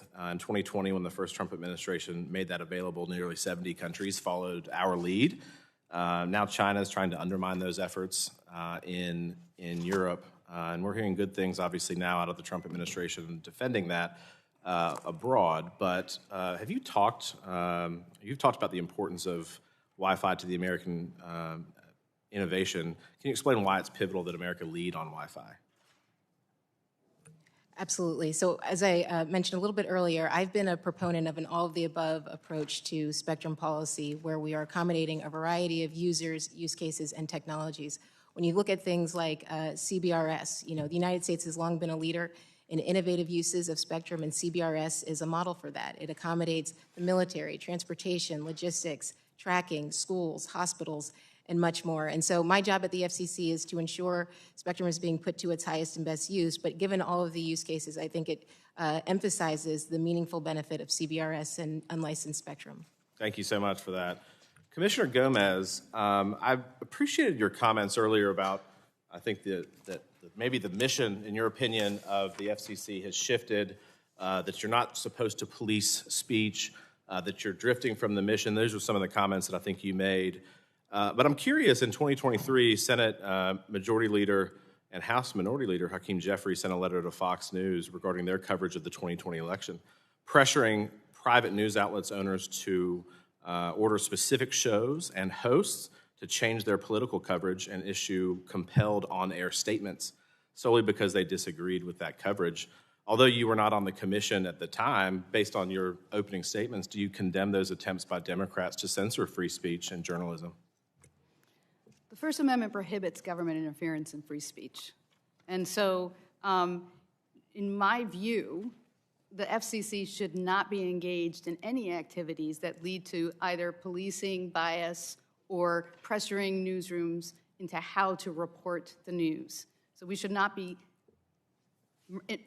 regulating content. So it would be fair to say that you would disagree with Chuck Schumer and Hakeem Jeffries' letter to Fox News? I think that to the extent any actions to pressure news by the government has led to the abuses that you are seeing under this administration, we should reconsider it. Thank you for that. I'm glad to hear you that you disagree with that. Would you also, in 2023, progressive activists petitioned the FCC to deny the renewal of a WTXF TV's broadcast license, Fox 29 out of Philadelphia, arguing that Fox News 2020 election coverage rendered the licensee unfit for the public interest and character standards. The FCC issued a public notice, treated the matter as a permit but disclosed proceeding, and formally invited public comment on whether Fox 29 license should be renewed. It was only after the 2024 election that the commission dismissed the petition and renewed that license. Commissioner Gomez, during that period when the petition was pending and the FCC was actively taking comments on whether Fox 29's license should be renewed based on coverage, did you issue any public statement condemning the use of the public interest and character standards to attack the station's license over election-related speech? I'm so glad you raised the issue of the Fox petition to deny by an outside party, because it gives me the opportunity to talk to you about what is different today. That was a petition to deny a license renewal, and it was treated like other petitions to renew licenses. In this case, what we are seeing is the FCC using complaints by a partisan group in order to police content and in order to harass and in order to affect how these stations are actually giving us the news. And that is light years different. What you didn't see under the last administration was the last administration investigating news outlets for the content of their broadcasts. You didn't see them using the public comment cycle in order to ask them, did a station violate any FCC rules? That is not what we do. No, they just did that directly. Gentleman's time has They just did expired. that directly from Gentleman's the White time House. has expired. To say that they did not engage in The such. gentleman's time has expired. I gave a lot of extra time for the witness to answer, but we will now recognize the representative from Michigan, Representative Dingell, for 5 minutes for her questions. Thank you, Mr. Chair, and thank you to the commissioners for being here today. This committee has a very serious responsibility to conduct oversight of the FCC. And while we made a lot of progress under the last administration, I'm deeply concerned that under this administration that the FCC is moving in the wrong direction. I'm going to associate myself with the previous comments by my Democratic colleagues and move to some areas that I'm very deeply concerned about that are impacting people's lives. As vehicles become increasingly connected and reliant on wireless communications, we have a responsibility to ensure these technologies are not weaponized to harm people, especially survivors of domestic violence. Survivors have reported that their abusers have used connected vehicle services to track their movements, stalk them in real time, or remotely disable their vehicles. Yet, today, there is no clear, consistent, or confidential process for survivors to cut off an abuser's access to their vehicle services. 2024, I sent a letter to the FCC urging it to take proactive steps to address the threat of domestic abusers exploiting connectivity tools and vehicles to harass and intimidate their partners. While I worked with the FCC on this issue, the lack of a clear survivor-centered process is why I introduced the Bipartisan Safe Vehicle Access for Survivors Act with Congressman Dan Crenshaw. The bill is designed to create a secure pathway for survivors to disable connected vehicle access tied to wireless-enabled vehicle technologies, while providing clarity for automakers and service providers. Commissioner Gomez, from the FCC's perspective, how serious is the risk that these wireless-enabled vehicle technologies can be misused to facilitate stalking, coercive control, or other forms of abuse? Thank you so much for that question, and thank you for your leadership on this issue. It is so important to be able to protect survivors of domestic abuse.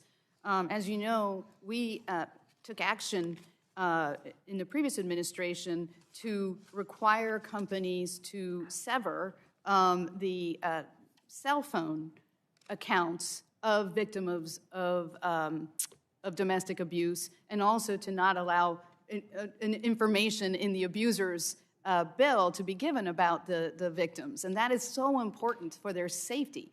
So what you are doing is you are promoting now that we do this with vehicles. We sought comment on that issue, but I would welcome working with you and some guidance from Okay, I'm going to ask you a brief question because I want to get to another issue. But given the FCC's jurisdiction over wireless services, does the FCC currently have the authority to address these harms? Are there limits to your authority without congressional action? Thank you for that question. I do believe we have authority to address them. It's always helpful when it's outlined in the statute directly. I would encourage the FCC to please act, and we'll come back with congressional and try to get that done too. Chairman Carr, I want to talk about serious broadband build-out failures affecting people not only in my district but across the country. Bridgewater Township is in my district, but like so many places across the country, they were promised broadband service through the FCC's Rural Digital Opportunity Fund, also known as RDOF.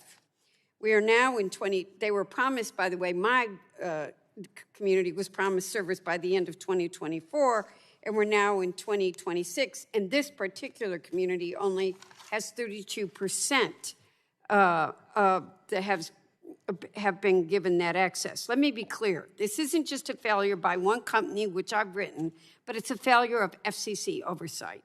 The FCC is responsible for ensuring that taxpayers' dollars is dedicated to broadband build-out, and the money that's there is used as it intended, and that the communities actually receive the broadband service they were promised. Instead, communities across the country are being left behind without reliable internet for school, work, or healthcare. Chairman Carr, what concrete enforcement actions is the FCC taking to hold those vendors that are being given contracts for its RDOF obligations? How are you making sure that communities like mine are not punished for losing access to other federal broadband build-out programs because of companies' false promises and FCC enforcement inaction? Thank you, Congressman, for the question and your advocacy on this. It's very important that the FCC take enforcement action in those types of cases, and I can assure you that we have a number of enforcement matters going. If you made a promise to a community to deliver, then the FCC needs to hold you accountable to that. We've also been working to make sure that NTI and Commerce, as these BEAD dollars come online, if there's opportunities to pick up communities through that, we should collaborate on that. But my goal is the same as yours, is people should get the broadband that they were promised. Well, I hope the Generally, his FCC... time's expired. I know, but I know you'll look at Bridgewater now, but let's look at all those communities. You're 2 years behind. Thank you. Thank you. For what purpose does the gentleman of South Carolina seek recognition? I have a unanimous consent request. You can state the request. See, to add an article into the record titled "Democrats Want Feds to Block Miami Latinos from Hearing Conservative Radio." Without objection, so ordered.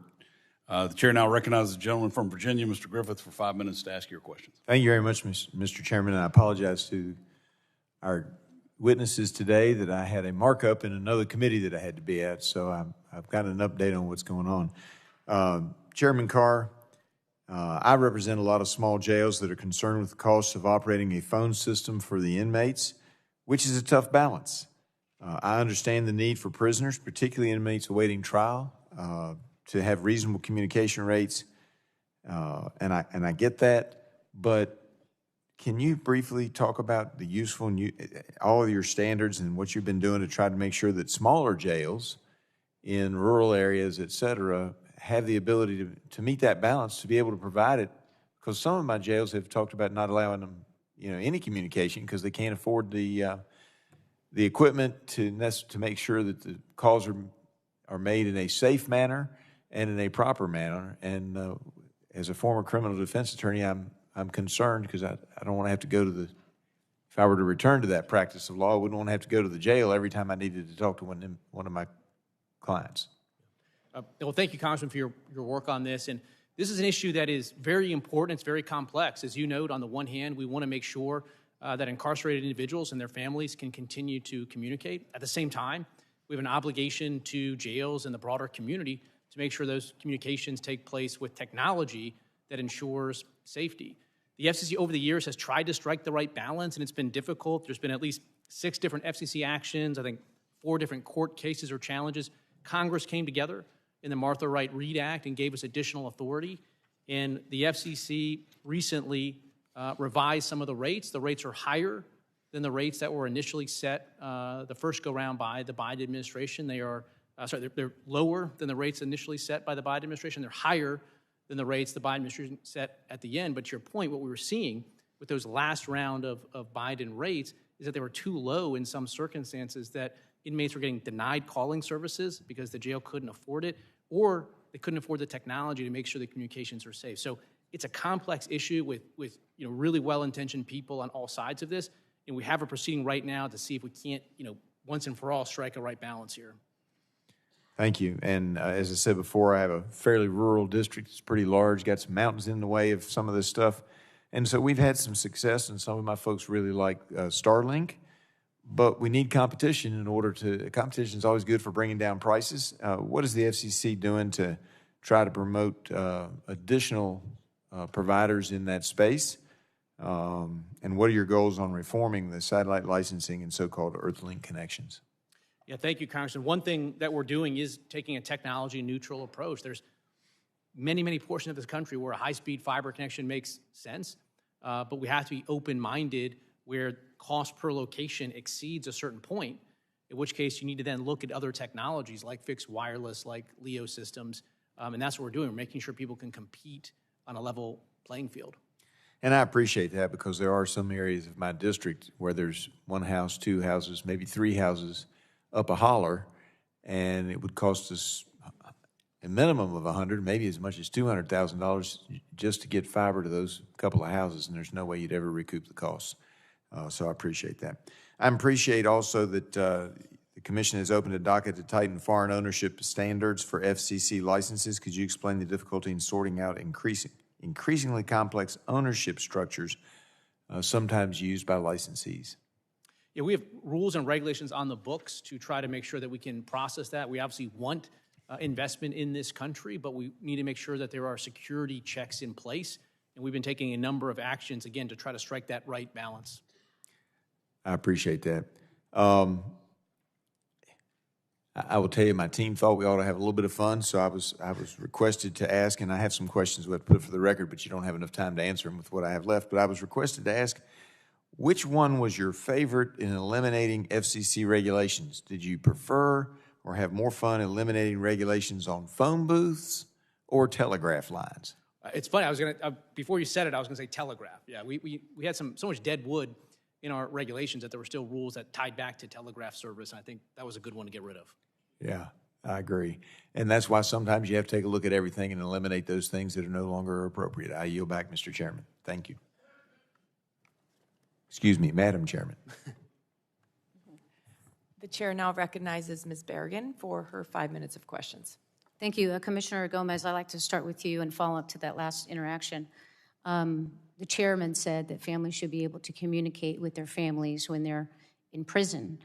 Wasn't there an effort to raise cost or the caps for prisoners to be able to make calls to their families to make it, which could lead to them costing more, making it more expensive to communicate with family? Yes, Congress in the Martha Wright Reed Act directed the FCC to lower the cost of the IPCS, which is the prison services, payphone and video calls, to make sure that they were just and reasonable and that they fairly compensated these providers.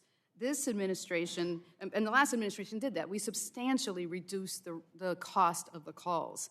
We had 3 mandatory data collections to get the correct data so that we could determine whether the rates were just and reasonable.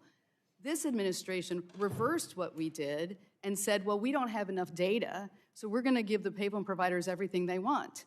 And the problem with that is what the payphone providers are doing is they are providing to these prisons and jails services that are not related to the cost of making those calls. We're forcing families of incarcerated people to pay to provide search warrant processing, to transcribe, convert into digital format, to support litigation and investigations, to aid in investigations, and to provide for skilled investigators. That has nothing to do with the making of these calls, but this administration decided that they would provide that because we don't have enough data after 3 mandatory data collections. So we are forcing families to pay for these big costs because the providers are monopoly providers that provide these services for free to these prisons and to these jails on the backs of these families. So these families are paying more to communicate with their... Yes, they are. Their costs have gone up. Their family members. Thank you. Commissioner Carr, you have said that you think the agency should focus on information that consumers want and need. Is that accurate? Yes. And you have also said they should have information so they can make an informed decision. Is that accurate? Yes, that's right. Okay. I want to show you one of these. You know what this you know what this is, I'm sure, right? A nutrition label, the Broadband label. Okay, one of the pieces of this label is an early termination fee on whether there is one or not. Do you see? It's down here. I don't know if you could see it from where you're at, but certainly you must be familiar with that, correct? Yes. Okay. Do you believe that consumers should know if there's going to be an early termination fee on a plan that they're signing up for? What we're focused on is making sure that consumers have clear, concise... Do you think that a consumer should know that there's going to be a cancellation fee? It's very simple. This is an issue that we're looking at right now. What we want to reach is a point at which consumers have all of the information. You don't have an opinion on whether consumers should know if there's going to be an early termination fee? That's shocking, Commissioner Carr. Let me tell you why. This company, too, has an early termination fee up to $750, depending on the device and the contract. So to have the chair of the committee of this agency not have an opinion on whether consumers should have informed information on a cancellation. You just confirmed to me. I'm not. There is no question pending, sir. There's no question pending. You just told me the consumer should have the information to make an informed decision. I can tell you in my congressional district, where people are working class and they're low income, they're going to want to know if there's an early termination fee. And they're certainly going to want to know if there's a $750 early termination fee. So Commissioner Gomez, I'm going to turn to you.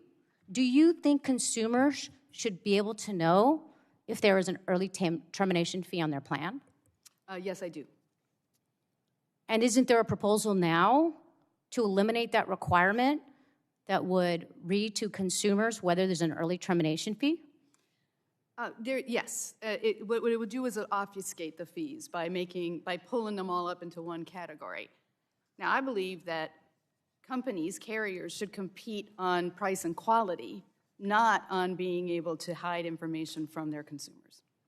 Okay, and I now want to turn to the same labels. There's companies that go out and they market to consumers in Spanish language, and then these customers come in and sign up for service. Should those consumers be able to get this information in their language that they were marketed in? Yes. The proposal that the FCC has just adopted would eliminate that requirement, even though the companies are marketing in another language. Great, thank you. I agree that I think consumers should know this. I would like to enter into the record this article, October 10th, 2022, from The Verge. It's titled, "Brendan Carr Wants to Let Internet Providers Charge Hidden Fees Again." Thank you. I yield back. So ordered. All right, the chair recognizes Representative Kamek for her 5 minutes of questions. Thank you, Madam Chairwoman, and thank you to our witnesses. Commissioner Carr, great to see you again. You could hardly get a word in edgewise a minute ago, so would you like to take 30, 45 seconds or so to respond to the representative's accusations, we'll say? Well, look, as a general matter, I'll say this. There's a lot of discussion here about prices and affordability, but thanks to President Trump, that's changing. Since January 2025 alone, prices for wireless plans are down over 4%. They're down over 7% from Biden-era highs. Prices for smartphones are down 9%, and speeds are up. So prices are down, speeds are up, and competition is intensifying. With respect to broadband labels, if you look at the chart that was held up, it's very confusing. And that's the point that we're looking at, is how do we get the information that consumers want, whether it's ETF or other information, so that they can find it and see it accurately and quickly. Let's separate the wheat from the chaff, and that's what that proceeding is about. Absolutely, and we've seen an immense amount of deregulation, which is good for consumers because it helps foster that competition. I know you have spoken to me about the REINS Act and the work that is being done there.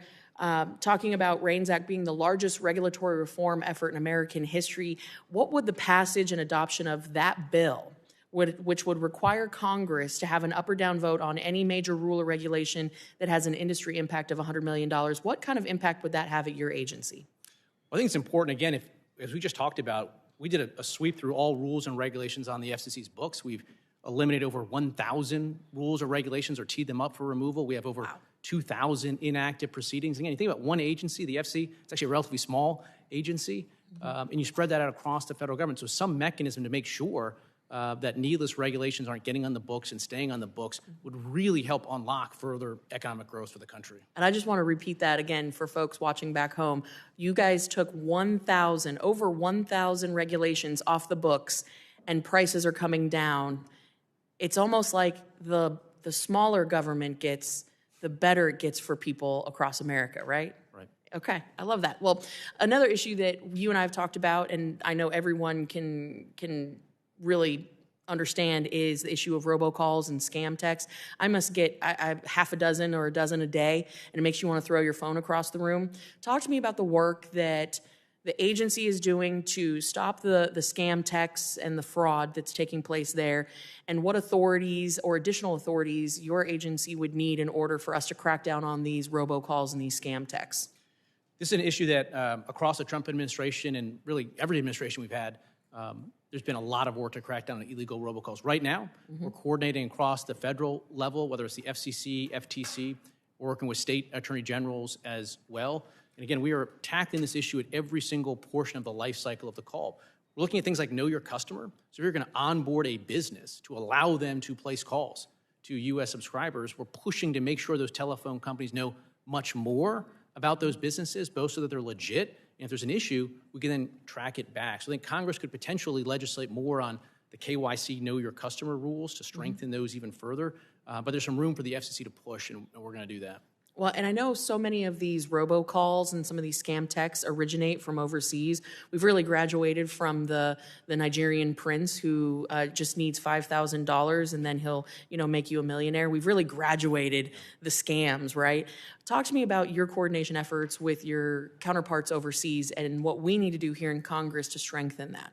Well, one idea that we are pursuing at the FCC is the idea that if you get a call on your phone from abroad, it shouldn't necessarily, in my view, display a U.S.-based area code, because that could mislead someone to think that this is a call originating in the U.S. So if you're a company and you want to have a call center overseas, at least be truthful and honest with your customers. So we're looking at that. We're looking at potentially doing standards for call centers to make sure that foreign call centers are compliant with our customer service regulations. And so there's a lot of efforts we're taking on that front. I love it. So again, for folks watching back home, the Trump administration under your leadership is tackling robocalls and scam texts. That's something every American can get behind. I love that. So I want to, in my last 30 seconds, talk about the letter that Chairman Hudson sent talking about broadcast ownership caps. Now, there's some debate about whether or not the FCC has the authority to do this on their own or not, and I'd like to get your thoughts in the final 20 seconds that I have on the clock. Well, on the authority, this question has been brought up to the D.C. Circuit already, and the D.C. Circuit said that 39% is the starting point for the FCC's analysis. So I don't think the legal authority issues are that compelling, but we're still looking at it to see if the FCC wants to change its position on that. And again, I think we're still open-minded, but again, we're cognizant of this idea that you've got licensed local broadcasters, and I know I'm out of time, but I think as a Congress, it's important that we figure out, do we want investment in local news? Because right now, you've got Comcast and Disney that are programming almost 100% of the content that Americans are seeing. And how do we incentivize the local TV stations to continue to generate their own local news and information? Absolutely. We're not in the business of supporting monopolies. So I appreciate that. And with that, my time has expired. Thank you to all our witnesses for being with us. I yield. Thank you. The gentlelady yields. The chair recognizes Representative Landsman for his 5 minutes of questions. Thank you, Madam Chair, and thank you to the ranking member, FCC leadership for being here. I want to focus on three big things. The first has to do with corporate consolidation and costs. The second has to do with corruption and what tends to be, or oftentimes you find behind the consolidation of these companies. And the third is the overall issue of independence and the impact it has on the American people.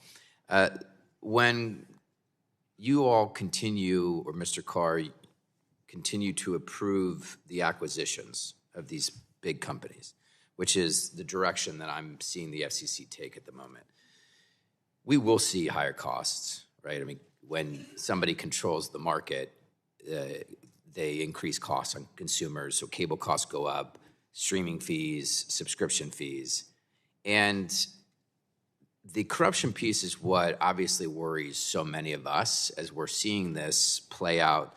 I'm going to just focus on David and Larry Ellison. David is the CEO now of Skydance Paramount, or Paramount Skydance, whatever it is. But Skydance was going after Paramount and CBS. In the midst of all of this, $16 million goes to Trump to settle this legal issue. $20 million goes to Trump for free ads. He gets all these editorial concessions. Larry, David's father, runs Oracle. Oracle is the OG of all of this. So in Trump's first term, Larry and David give a ton of money to Trump. And Larry gets a no-bid contract at the VA with Oracle. It's been an absolute disaster. And we have been trying to figure out how to fix it, spending tens of billions of dollars to try to deal with Oracle having been the wrong vendor.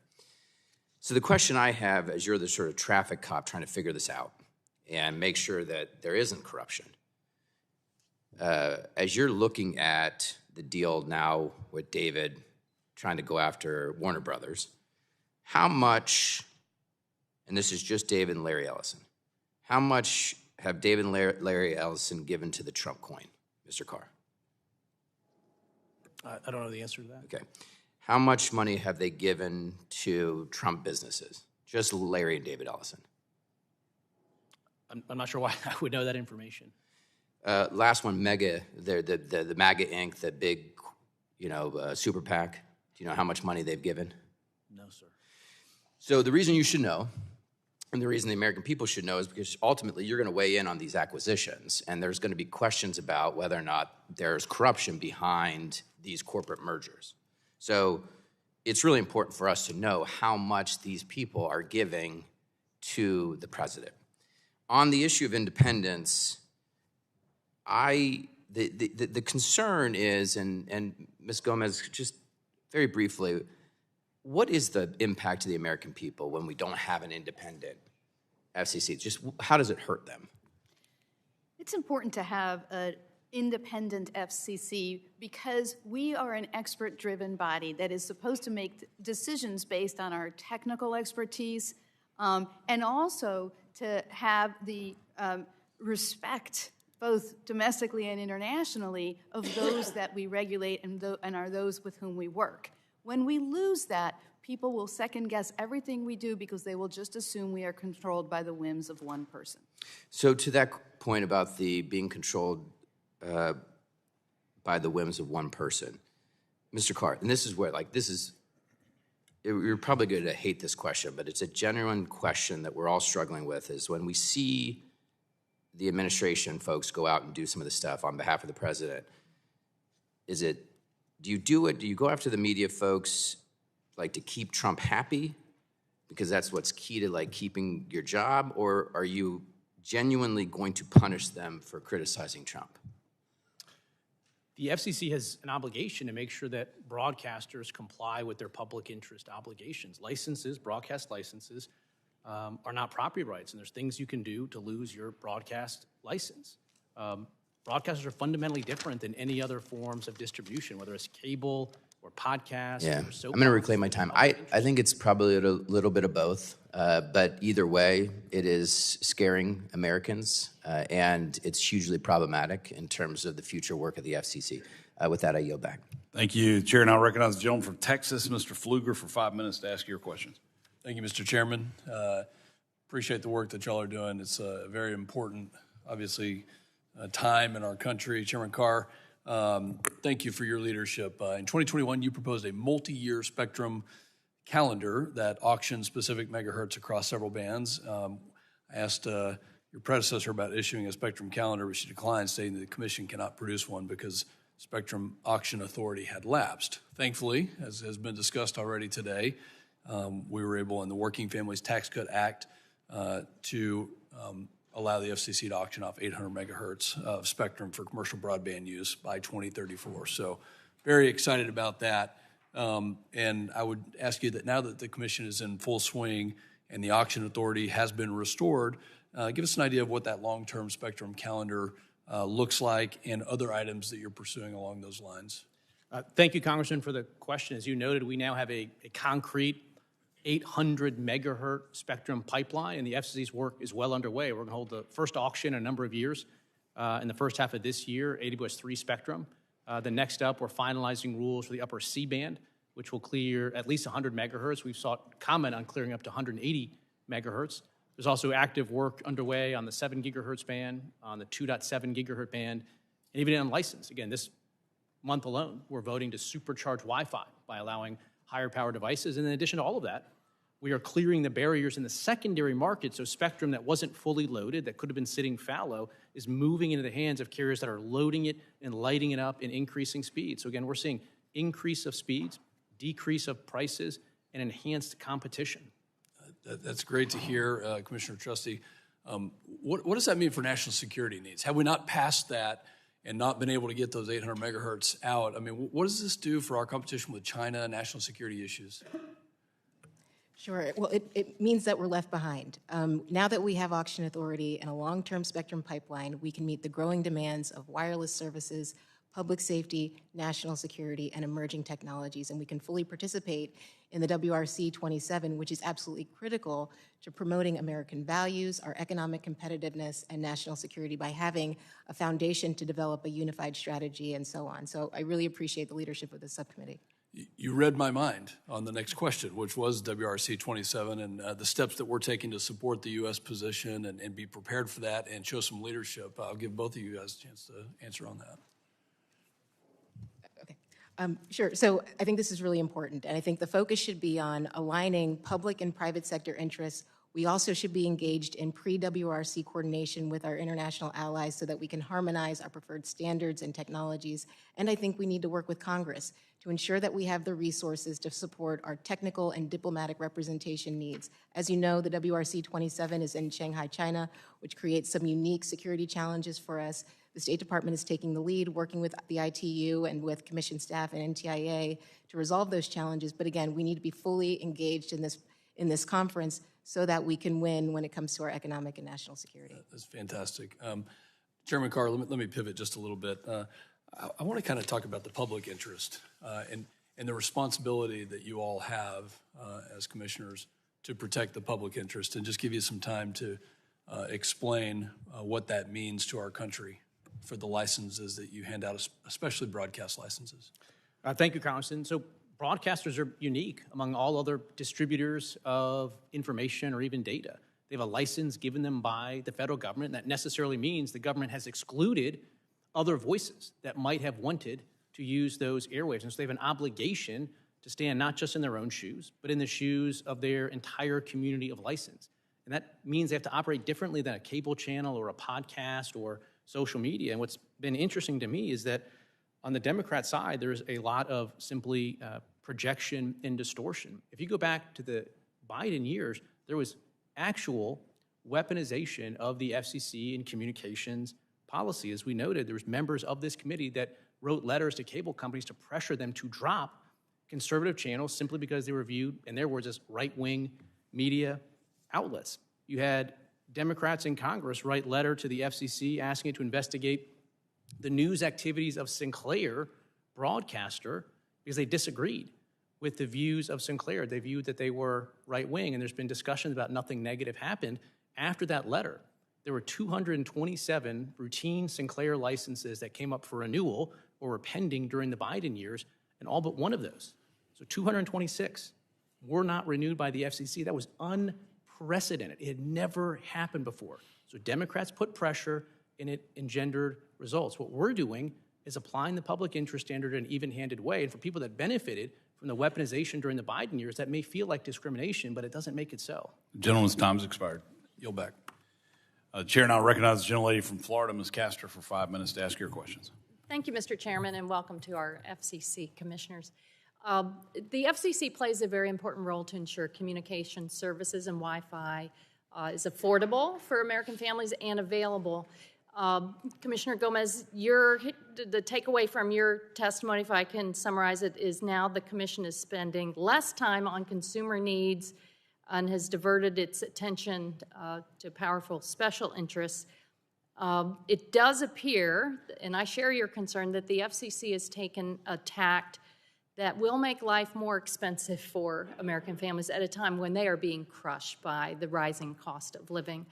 And one example of this is what the FCC has done to make it harder and more expensive for students to access the Wi-Fi they need under E-rate that provides affordable Wi-Fi to students in K through 12, schools and to libraries and to families. This is so important to bridge the digital divide. I mean, all of us here, maybe you'd scoff at the availability of Wi-Fi because it's ubiquitous for folks who can afford it, but there are so many students and families that can't afford Wi-Fi right now. You oppose the ripping away of those E-rate dollars for certain students. Why? That is correct. We need to make sure that broadband is accessible to everyone, and part of that is ensuring that it is affordable. And there are a lot of families for whom it is not affordable to have broadband access. So we had the Affordable Connectivity Program, which was the most successful nationwide program to ensure affordability, but sadly we ran out of funds for that. So the next action that the FCC takes under this administration is to rip away the hotspots and the Wi-Fi on school buses for students, and the hotspots are also handed out by libraries. And these are often the only means that people have to access the most important communications medium of the 21st century, and that is broadband. They need that in order to be digitally literate so they can participate in the artificial intelligence economy as well, and they need it in order to apply for jobs, in order for students to do their homework, in order for seniors to get their health care appointments. Everything is online. We need access for everyone.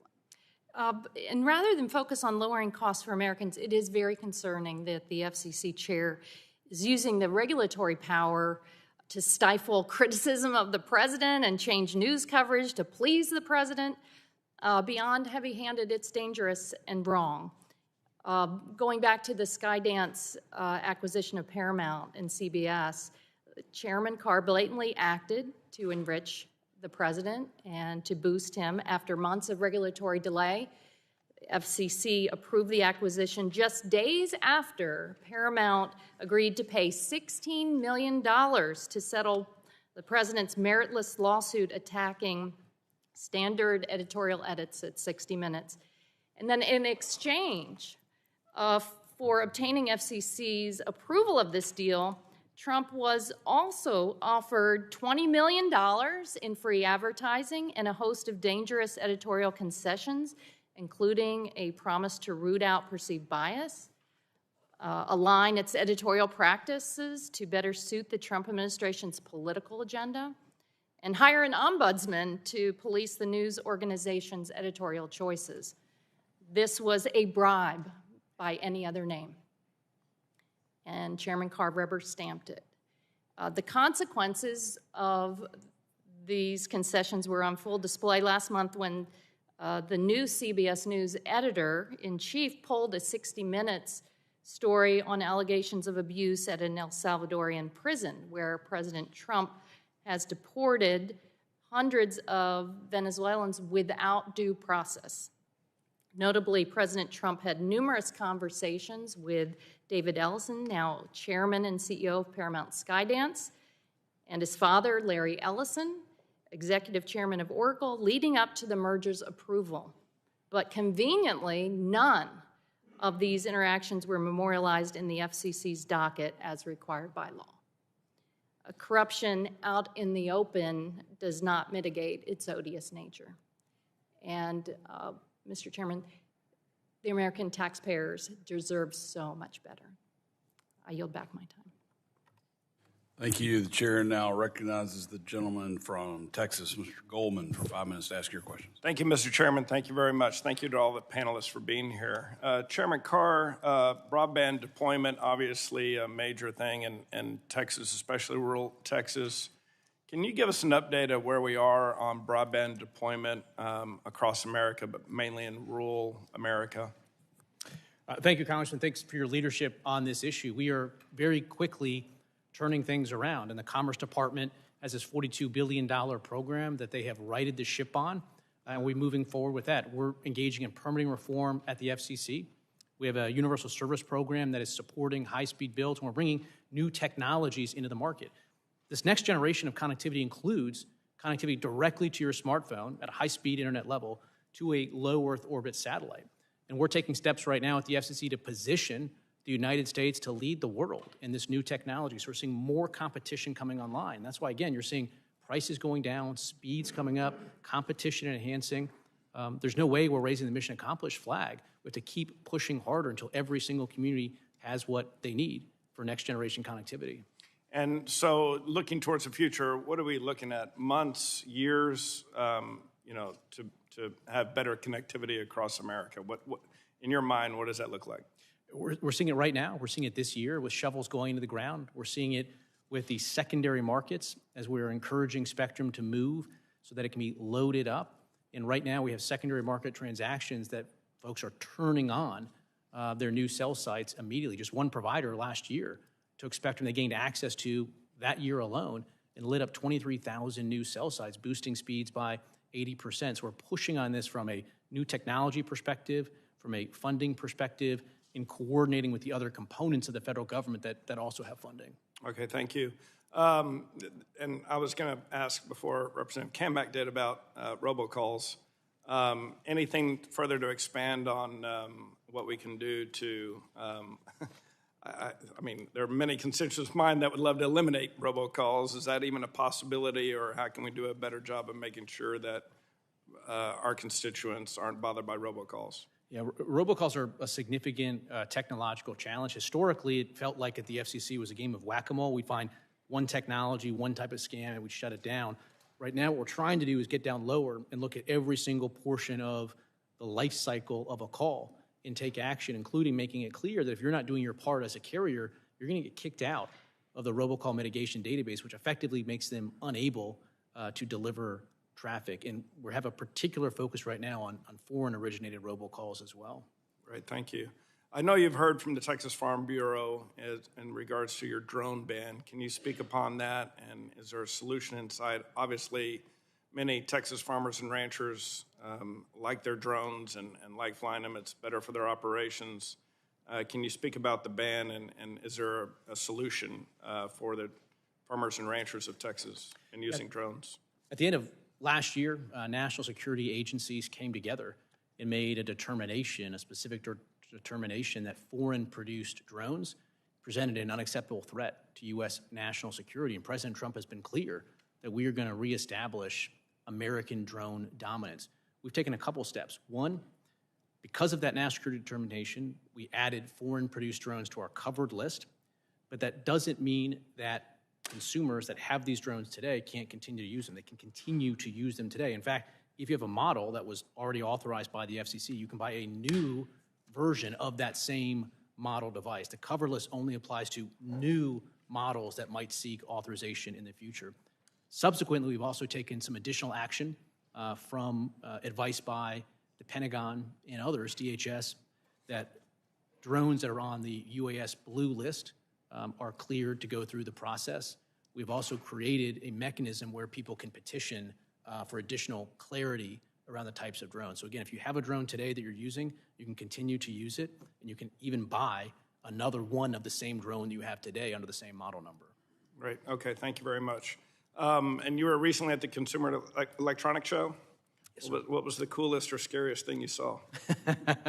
Well, I think, one of the things I'm most excited about is AI continue to be embedded in new technology. And again, President Trump has made clear that the U.S. is going to lead the world on this. And we have a job as sort of the pipes and tubes people to make sure that we have those high-speed internet connections so that AI can flourish in this country.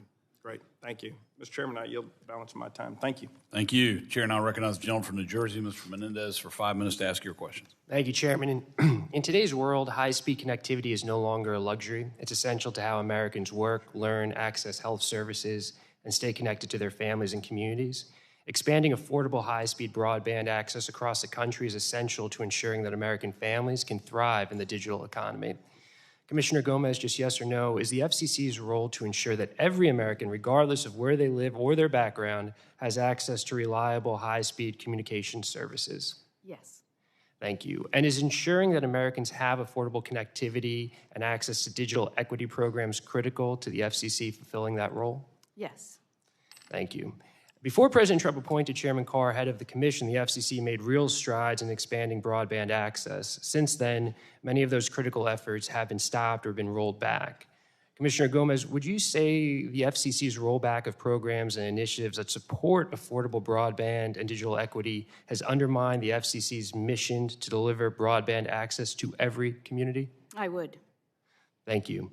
I agree. That's why I'm so concerned that under Chairman Carr's leadership, the FCC has deviated from its core mission. Further, since President Trump took office, we've seen the FCC's independence weakened. Chairman Carr, you authored the FCC section of Project 2025, in which you state on page 845, the FCC is an independent regulatory agency. Is that correct? Oh, I authored that in my personal capacity. I don't say this to dodge. It's It's Right, just right as a there. point of- But you did. I Just as a understand. point of clarification, just want to say Prior to you being named chairman, you had written that the FCC was an independent regulatory agency. I'm going to continue. And Chairman Carr, just yes or no, did you testify before the Senate Commerce Committee on December 17th, 2025? Just yes or no? Yeah, I believe you did. It's in the record. And at the hearing, you testified in response to a question from Senator Ben Ray Lujan that the FCC is no longer an independent agency, and you reiterated that point earlier today. Prior to the senator's question, the FCC website was clear that the commission is an independent agency, but shortly after your response, this language was removed from the website as displayed here. Chairman Carr, did you decide in the middle of the hearing to officially abandon the FCC's independence, or had that decision already been made by you and President Trump prior to the hearing? This is an important conversation. So the way... Yeah, and my question is just on timing. So did you make that decision during the hearing or prior to the hearing? Because because the website said prior to the hearing that it was an independent agency. You made a comment during the hearing, and then someone changed the website to say, make no reference to it being an independent agency. So I just want the American people to know, had that decision already been made when you walked into the hearing, or did you make that decision at the hearing? I'm pleased that the FCC's website reflects my views. And what I'm saying that the FCC is not an independent agency. That's correct, right? So your view was, entering the hearing, it was an independent agency. During the hearing, no longer an independent agency. So that's your view that it's not an independent agency. That's not correct. The independence is determined by a number of factors. It's multi-members, it's term of years, but the main key piece is, can a commissioner be removed by the president for no reason or any reason at all? And historically, the view had been that courts would read into the Communications Act for-cause removal protection that wasn't in the statute. Okay, so let's just now go, the views that courts so let's just talk about the independence, right? So I understand what you're trying to make a case for what independence is historically made, but you no longer clearly want to say that it's an independent agency and just be upfront about it, as you did in Project 2025, as you did on the website entering that hearing. So it's just a question of, were you misleading the American people because a decision had been made, or it was something that you had previously discussed with Trump? On the issue of independence, you talk about broadcasters' public interest standard, and we've listed a number of instances where the FCC has gone after broadcasters. Can you tell the committee what investigations or actions the FCC has taken for coverage of Democrats that the FCC has disagreed with? Because there's been a number of things for President Trump, but what have you done that the FCC has thought was in violation of the public interest standard as it relates to coverage of Democrats? The FCC right now has investigations into NPR, PBS, CBS. Regarding their coverage of Democrats? Regarding their coverage of Democrats. That's the question. Not the number of investigations. Regarding the coverage of Democrats, are there specific investigations specifically to the coverage of Democrats? Because there's a number of for Republicans and Trump. What are you doing with respect to the coverage of Democrats that shows that it's fair, balanced, and you're not picking winners and losers? Just tell me what you're doing. We don't have investigations that are targeting Republicans or Democrats. We have investigations. No, but you've been clear about this. I mean, you've been lauded by the president for going after people who disagree with the president's policies or who articulate positions that differ from the president's policies. I'm just wondering, to show that you're balanced, what are you doing to show the American people that you continue to be an independent agency by going after agencies, broadcasters in a fair and balanced way? We know you're not, and that's why I'm glad that you're here, but we need to have more of these conversations. I yield. Gentlemen's time has expired. If the chairman would like to respond, I'll give you a few seconds. I would say we have a range of different investigations that are underway right now. We're enforcing the public interest standard, and that's the work that we're doing. Thank you. The chair now recognizes the gentlelady from North Dakota, Representative Fedorchak, for 5 minutes to ask your questions. Thank you, Mr. Chairman. I first want to step back and talk a little bit about the great work that's being done in combination with the President, your agency, and Congress. For the first time in 4 years, we're having spectrum auctions. That was completely ignored by the last administration at the peril of our country in very serious races against China on some of these technology fronts. Unleashing BEAD funding to help connect America to broadband. Deregulation, driving down costs, 1,000 regulations eliminated by your work alone. Modernizing satellite regulations, and protecting vital submarine cables. Those are just a few of the great things that are already being done, and it's only been a year. So thank you for your leadership. Thank you for delivering on many of the tools that Congress passed and gave you in the One Big Beautiful Bill. It's going to make a real difference to everyday Americans. With that, I want to pivot a little bit to a couple issues that are really important to my state: universal service funding. Chairman Carr, North Dakota has been a leader in using universal service funding to help connect our state. We have one of the largest rural state broadband deployments of any place in the country. So for anybody looking to do that great work, North Dakota is a model in how it can be done. But moving forward, there's still a lot of uncertainty in the long-term plan for securing universal service, the Universal Service Fund.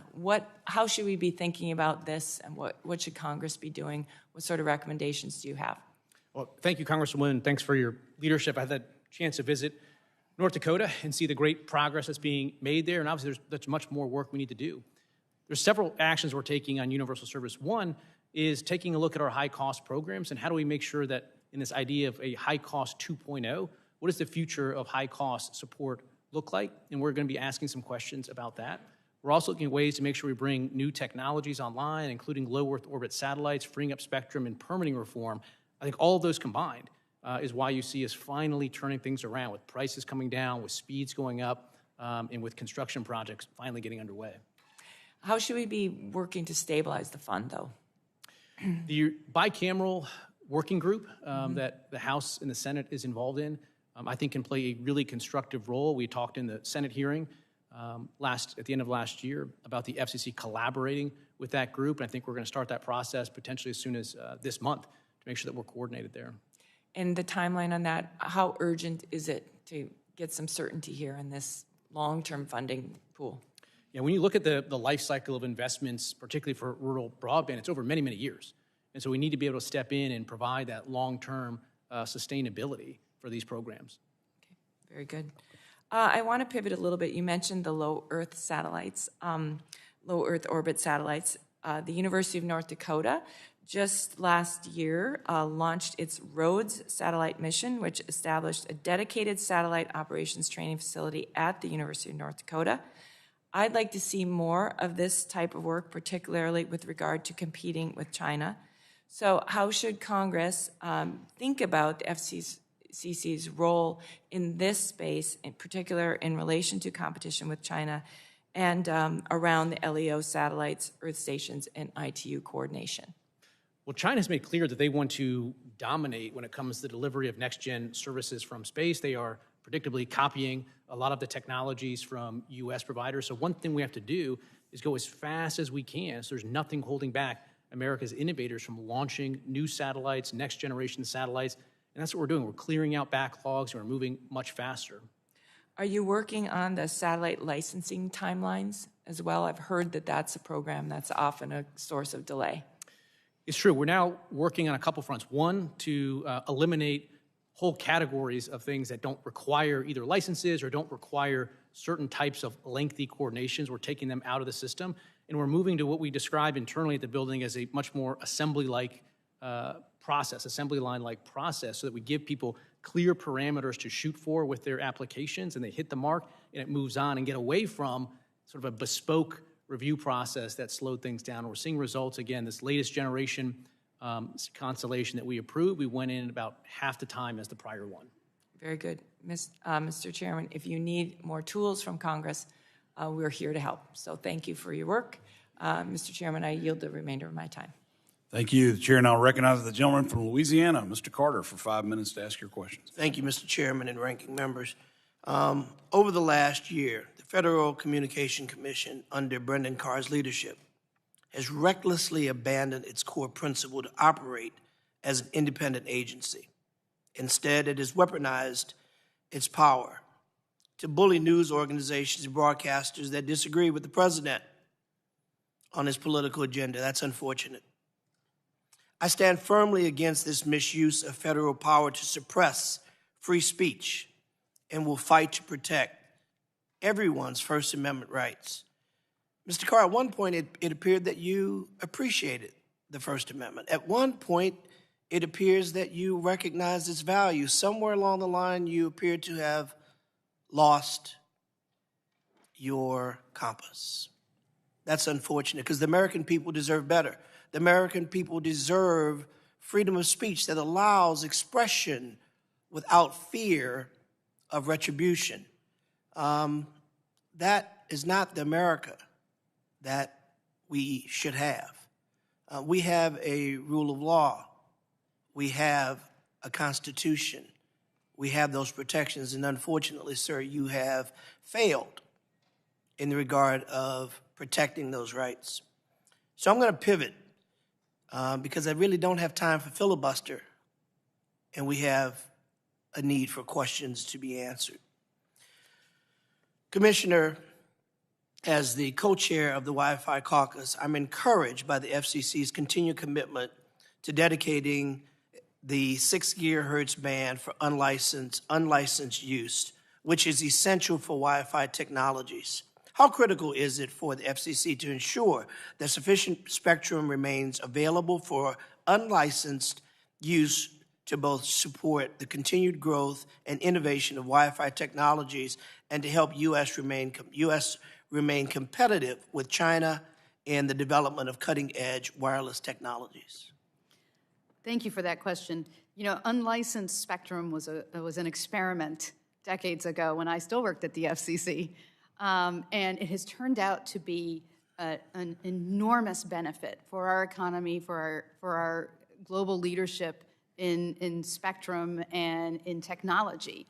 So it's important that we have sufficient unlicensed spectrum for Wi-Fi and other such uses. What would happen in the case if we didn't have, if there wasn't enough unlicensed spectrum accounts to anticipate increased usage in Wi-Fi? Well, we don't want to choke off other services. For example, we all have Wi-Fi in our homes. Well, it does us no good to have gigabit speeds if we don't have Wi-Fi that's capable within our own homes to give us the benefit of those gigabit speeds. It's also just really important for innovation. We have amazing innovative services that use Wi-Fi and use connected devices throughout everything we do.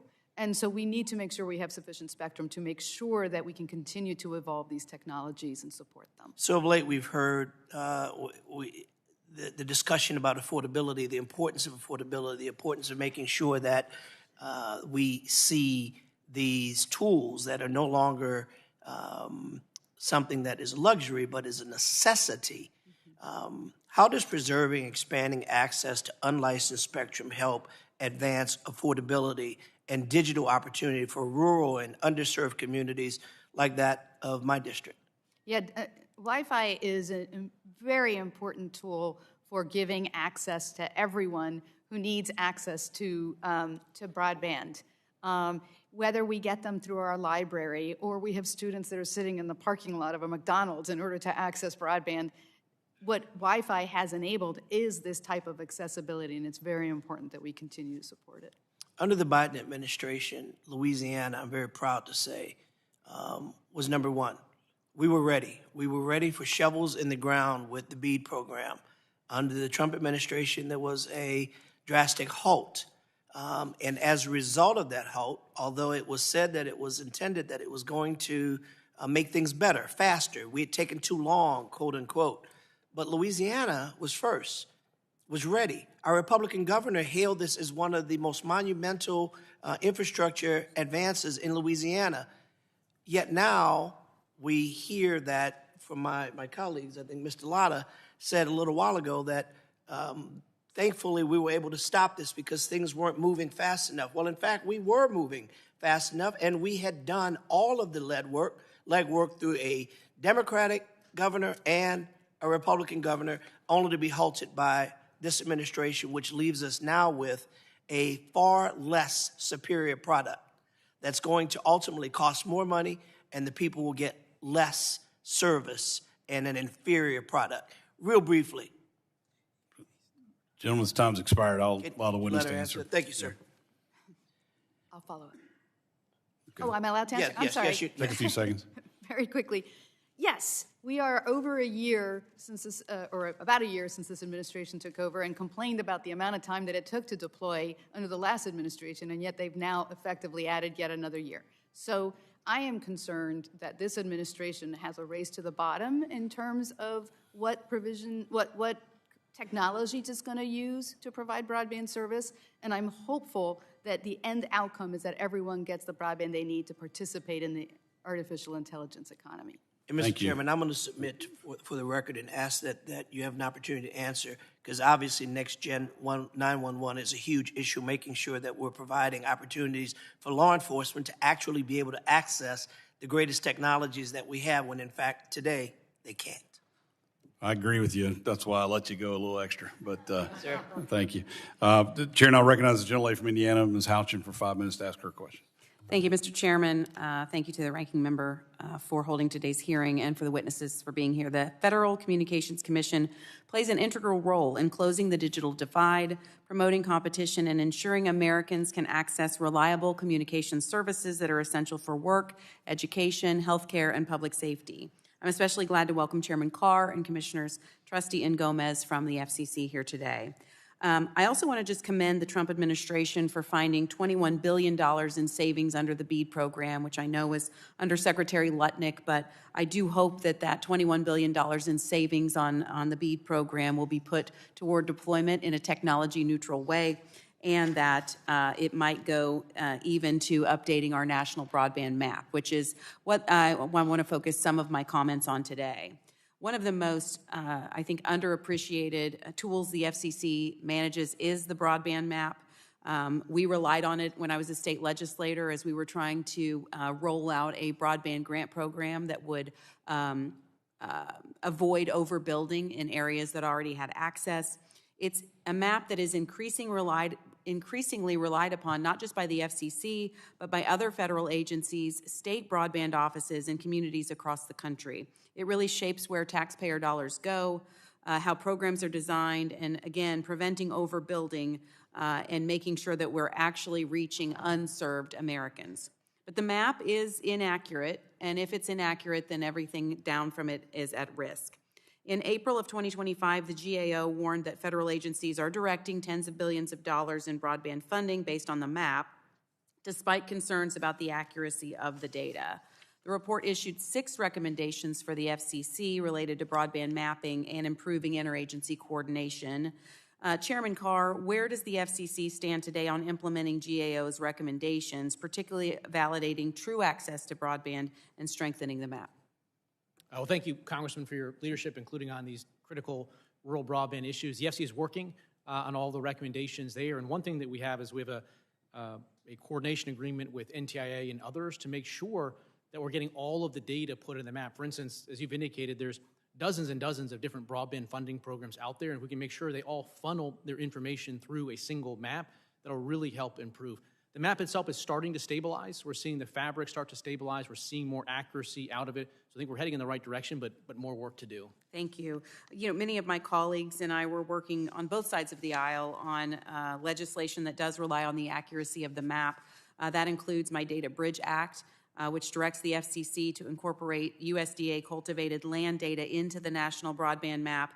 And this is important because in rural and agricultural areas, we want to make sure that's mapped accurately so that funding reaches an entire farm or field, not just a farmhouse address, and supporting connectivity in modern agriculture like precision ag. In the time I have remaining, I do want to pivot to the broadcast policy, Chairman Carr, specifically the broadcast ownership cap. It's clear the landscape for media has changed over the last several decades, and many young Americans never experienced broadcast television, moving the rabbit ears on the television so you can get your 5 stations that you could watch. And many Americans really don't know the difference between Fox News Channel and Fox 59. Under the broadcast cap, what is the impact to local broadcasters if the cap is expanded or not? Why is that an important conversation to have? And a follow-up question, and I'll give you time to close out. If big networks like NBC News, if they wanted to just get out of the broadcast business tomorrow and sell to conservative stations or any stations like a Fox or a Sinclair, wouldn't the broadcast ownership cap prevent that from happening, and is that in the public interest? Thank you, Congressman. We're looking at a number of issues related to this right now, and we haven't made any final decision. We're still taking input. I think one of the things that I've been concerned about, to your point, is you have these licensed local broadcast stations that are supposed to be serving the needs of their individual communities. But over the last dozen plus years, you've seen these large national programmers, Comcast and Disney, that have just come to dominate those local TV stations. So when you turn on your local TV stations, almost the entire time now, you're just viewing programs that have been produced in New York and Hollywood. And so we're looking at ways, structurally and otherwise, to potentially insert some more competition. Because I think, again, if we care as a country about local news and local reporting, we want healthy local news stations. And it's expensive to produce local news. At the FCC, we had this before. We had rules relating to investment in local newspapers. And we left those rules in place. And over time, you saw investment decline and now the shuttering of local news. So the touchstone has to be localism, whether we go forward in this proceeding or not. We haven't made that decision yet. Thank you, Mr. Chairman. I look forward to continuing to work with the FCC on broadband policies, ensuring that the data is accurate. I want to give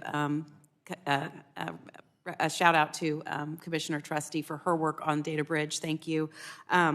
I do know that my community does appreciate their local news, and I look forward to continuing to work together. Thank you, Mr. Chairman. Thank you. Chair, now recognize the gentlelady from Illinois, Ms. Kelly, for 5 minutes to ask your question. Thank you, Chair Hudson and Ranking Member Matsui, for holding this morning's hearing, and thanks to our witnesses for participating. This past year, the Trump administration has threatened platforms' ability to responsibly moderate content by unlawfully weaponizing independent agencies such as the FCC. Rather than protecting consumers or fostering competition, this agency is now being weaponized in a calculated effort to sabotage the decisions of private entities and undermine online free speech. The FCC has repeatedly claimed to oppose censorship, yet its recent posture towards Section 230 of the Communications Act reflects a sharp departure from the agency's traditional scope and legal limits. That inconsistency undermines public trust and places us in dangerous times. Chairman Carr, in Project 2025, you wrote the chapter on the FCC, in which you called for revisions to parts of Section 230 to counter what you saw as censorship and bias against conservatives by large technology companies. Chairman Carr, in Project 2025, you wrote the FCC has authority to interpret that law and thus provide courts with guidance about the proper application of the statutory language. Your writing is also consistent with the FCC's General Counsel's 2020 legal opinion that the FCC has the authority to interpret Section 230. But there is no language in Section 230 directing the FCC to enforce this law. And even if the language is ambiguous, in June 2024, the Supreme Court overturned Chevron deference and stated that courts need not and may not defer to an agency's interpretation of the law simply because a statute is ambiguous. So, Chairman Carr, just yes or no, does the FCC still have the legal authority to interpret Section 230? Just yes or no, please. Section 230 is in the Communications Act, and there's provisions of the Communications Act that give us authority to interpret those terms. And so, yeah, the FCC, generally speaking, has authority to implement provisions of the Communications Act. Thank you for your answer. Commissioner Gomez, do you agree with Chairman Carr that the FCC has the authority to interpret Section 230? Last I checked, the FCC's website says the FCC does not regulate online content. Is that no longer correct? Thank you for that question. Yes, I disagree. I don't think we have authority to we definitely don't have authority to regulate online content, and we don't want to under the First Amendment. Thank you for your response. It is unfortunate that Mr. Carr is now determined to sit back and be America's speech police. If Brendan Carr, who tweeted, whether it's the government shutting down speech or a private platform doing it, these decisions are not made by an oracle of truth. That I wish would stand up. Thank you to the witnesses, and I yield back. Thank you. The chair now recognizes the gentleman from Idaho, Mr. Fulcher. Thank you, Mr. Chairman, and thank you to the panel for all your input today. And I've got a question for Commissioner Trusty, but I want to apologize in advance for some of us with dual commitments if some of this is a rerun, so bear with me here. But Commissioner Trusty, this has to do with spectrum auctions, and I come from the great state of Idaho. There's a lot of rural space in Idaho, and I just want to underscore the importance of wireless deployment in rural underserved areas, such as what I represent. And when it comes to spectrum auctions, has you got any ideas or input on what we can do to make sure that the small rural carriers get access to that or somehow get included with those? Sure. Thank you for this question, and thank you for your leadership on this issue. Making sure small rural providers can participate in spectrum auctions is critical to fostering competition and making sure we get high-speed wireless services to unserved and underserved areas in these rural communities. So for the AWS-3 spectrum auction that will be initiated in June, we have designated entities, small businesses, rural telecommunications companies who have bidding credits, so they get a discount on the spectrum. We're also proposing to offer bidding credits to small rural telecommunications providers in the upper C-band auction, as that's being debated in the NPRM that's currently before us. Great, thank you for that. Commissioner Carr, first of all, thank you for your work in a lot of this related area too. As you recall, there's a lot of federal land in the West, and you've been helpful in helping us get access to some of that. I want to just put a plug in for legislation that I passed through this committee that when it comes to deploying broadband infrastructure across previously disturbed federal lands, that there's an exemption for that from NEPA if that's has to be disturbed again when it comes to broadband deployment. Is that something that you can support in terms of putting the infrastructure in place in rural areas? Thank you, Congressman, for your leadership on these key permitting reform issues. We are looking right now at additional relief with respect to courts or otherwise overreading NEPA and environmental reviews to put needless reviews in place. We want to try to cut through that, and the work that you're doing in Congress and elsewhere is important to that. It really does slow things down unnecessarily, in my view. And I'm going to shift gears a little bit to a totally different topic, but GPS. We went through recently a Homeland Security review and didn't realize just how much GPS was involved with many, many things. And one of the concerns that came up as part of that dialogue was that we don't have a good redundancy system. There's not necessarily an auxiliary system. Are you looking at anything potentially to address that need in case there was a disruption of service to the GPS system? Most Americans don't realize how dependent we are for GPS for precision navigation and timing. It's a great system, but it's a single point of failure. So one of the very first things that we did when I became chair is start the process of looking at standing up alternatives, a system to GPS. I think it's important at the FCC that we keep moving forward to do our part to look at a range of different ways that we could stand up alternatives or complements to GPS. We're told that some other countries have got some auxiliary systems. That's why I asked the question. Thank you for looking at that. I did have a question regarding broadcast ownership. Congressman Houchin addressed that with you, and so I won't force you to repeat the response on that. Mr. Chairman, with that, I yield. Thanks. Thank you. The chair now recognizes a representative from Virginia, Ms. McClellan, for 5 minutes to ask your questions. Thank you, Chairman Hudson and Representative Ranking Member Matsui for holding this very important hearing, and thank you to the commissioners for being here. I'm probably the most excited about this hearing of any other hearing we've had thus far. I graduated law school 1 year after the Telecommunications Act of 1996 passed. I was one of the lawyers who worked on, I think, the only arbitration before the FCC under that act. And I ended my legal career helping my client try to figure out how to provide inputs to the FCC broadband map. So I could spend hours talking to you, asking questions about the FCC's critical role, how we can work together to modernize the Communications Act, how we can ensure Americans can communicate freely, affordably, reliably, how we can help with pole attachment issues as someone who, yes, I also climbed a telephone pole, but I only have 5 minutes. And so in this first conversation with you, I want to focus on what I think is the FCC's most important role. And that's ensuring that the public, not political interference, remains at the center of our communications ecosystem, which, as you've heard today, there's a lot of concern about. because since January of this year, at the behest of the president and under Chairman Carr's leadership, it appears the FCC has been pursuing a course that mirrors the goals of Project 2025, consolidating executive control, weaponizing regulatory authority, and pressuring speech and media that fall out of political favor with the president. These actions represent a clear departure from the FCC's historic mission and a dangerous erosion of the guardrails that protect free speech. And that's why earlier this year I offered an amendment to our oversight plan that said that this committee would remain committed to investigating any instances of the FCC weaponizing this independent agency against the news media to settle the scores of the president or anyone else, because that's the epitome of abuse.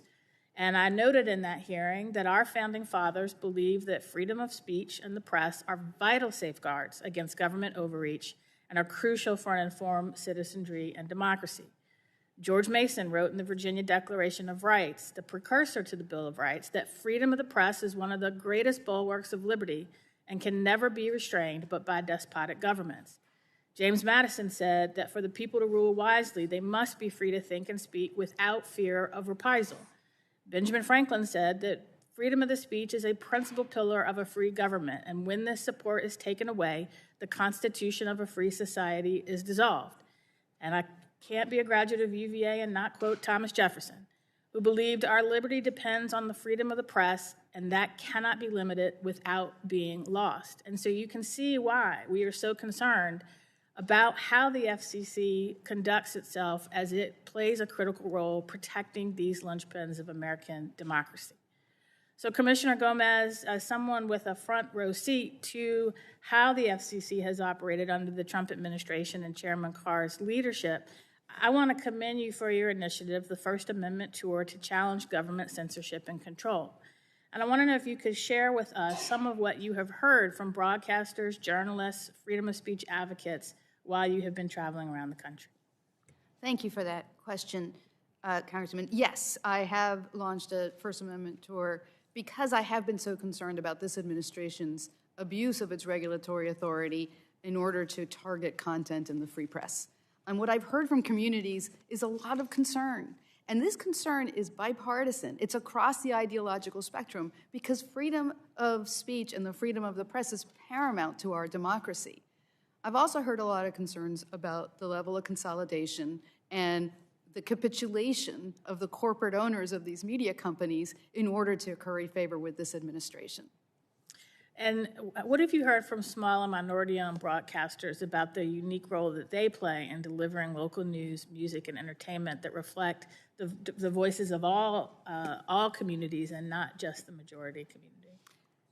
Small broadcasters are really the salt of the earth when it comes to serving their communities. And it's so important that we maintain a diversity of viewpoints that reflect the communities in which these broadcasters are serving. There's one thing I would like to correct for the record, and that is there are 4 national networks, ABC, CBS, NBC, and Fox, not just 2.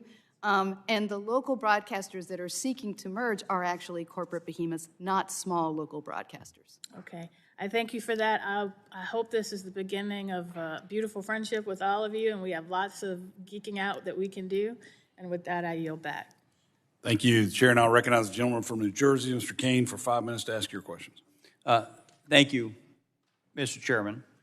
Thank you, Chairman Carr, Commissioners Gomez and Trusty, for being here today. Chairman Carr, supporting first responders' ability to communicate with the public and with others is of critical importance. I was interested to see that in August of 2025, the Commission released a notice of proposed rulemaking concerning the emergency alert system and wireless emergency alerts. I agree that it's important that our nation's alert and warning systems are closely examined so that fire, EMS, and police personnel can communicate as effectively and as efficiently as possible. Can you provide an update on this process and give an overview of your vision for the next generation of wireless alert system? Thank you, Congressman. This is critical. In fact, the very first project I worked on at the FCC all the way back in 2012 when I started at the agency was on these types of emergency alerts. And if you look back over the years, sort of every different compilation of the commission that comes in sort of adds something else on top of the existing system. And we haven't, at least in my view, stepped back and said, as a matter of first principles, if we were designing this system today with today's technology, how do we do it? And that's the point of what this is designed to do. It's a voluntary system, so we have to be careful about how much we put on top of that, but we're asking all of the questions as to how we make this work in the future. Thank you.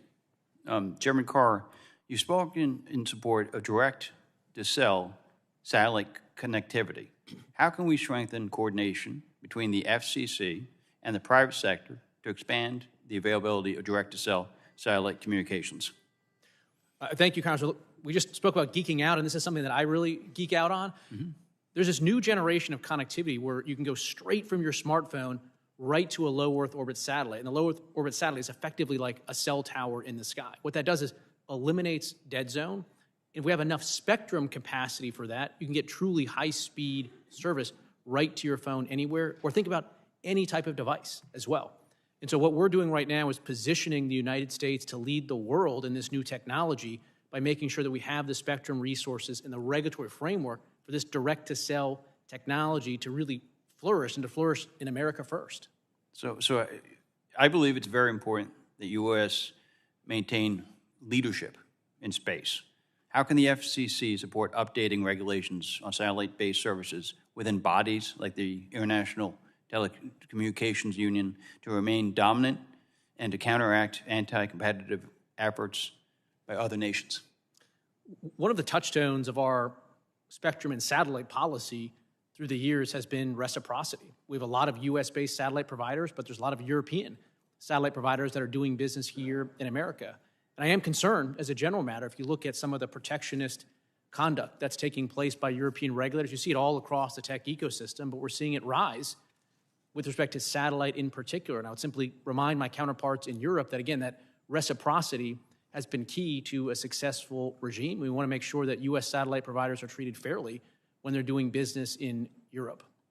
Thank you. And Chairman Carr, I appreciate the FCC's efforts to review regulations in order to streamline outdated and burdensome rules and to support American innovators. First, can you give us an update on the progress of the effort at large and share any plans for deregulation in the coming year that you feel is important to support this effort?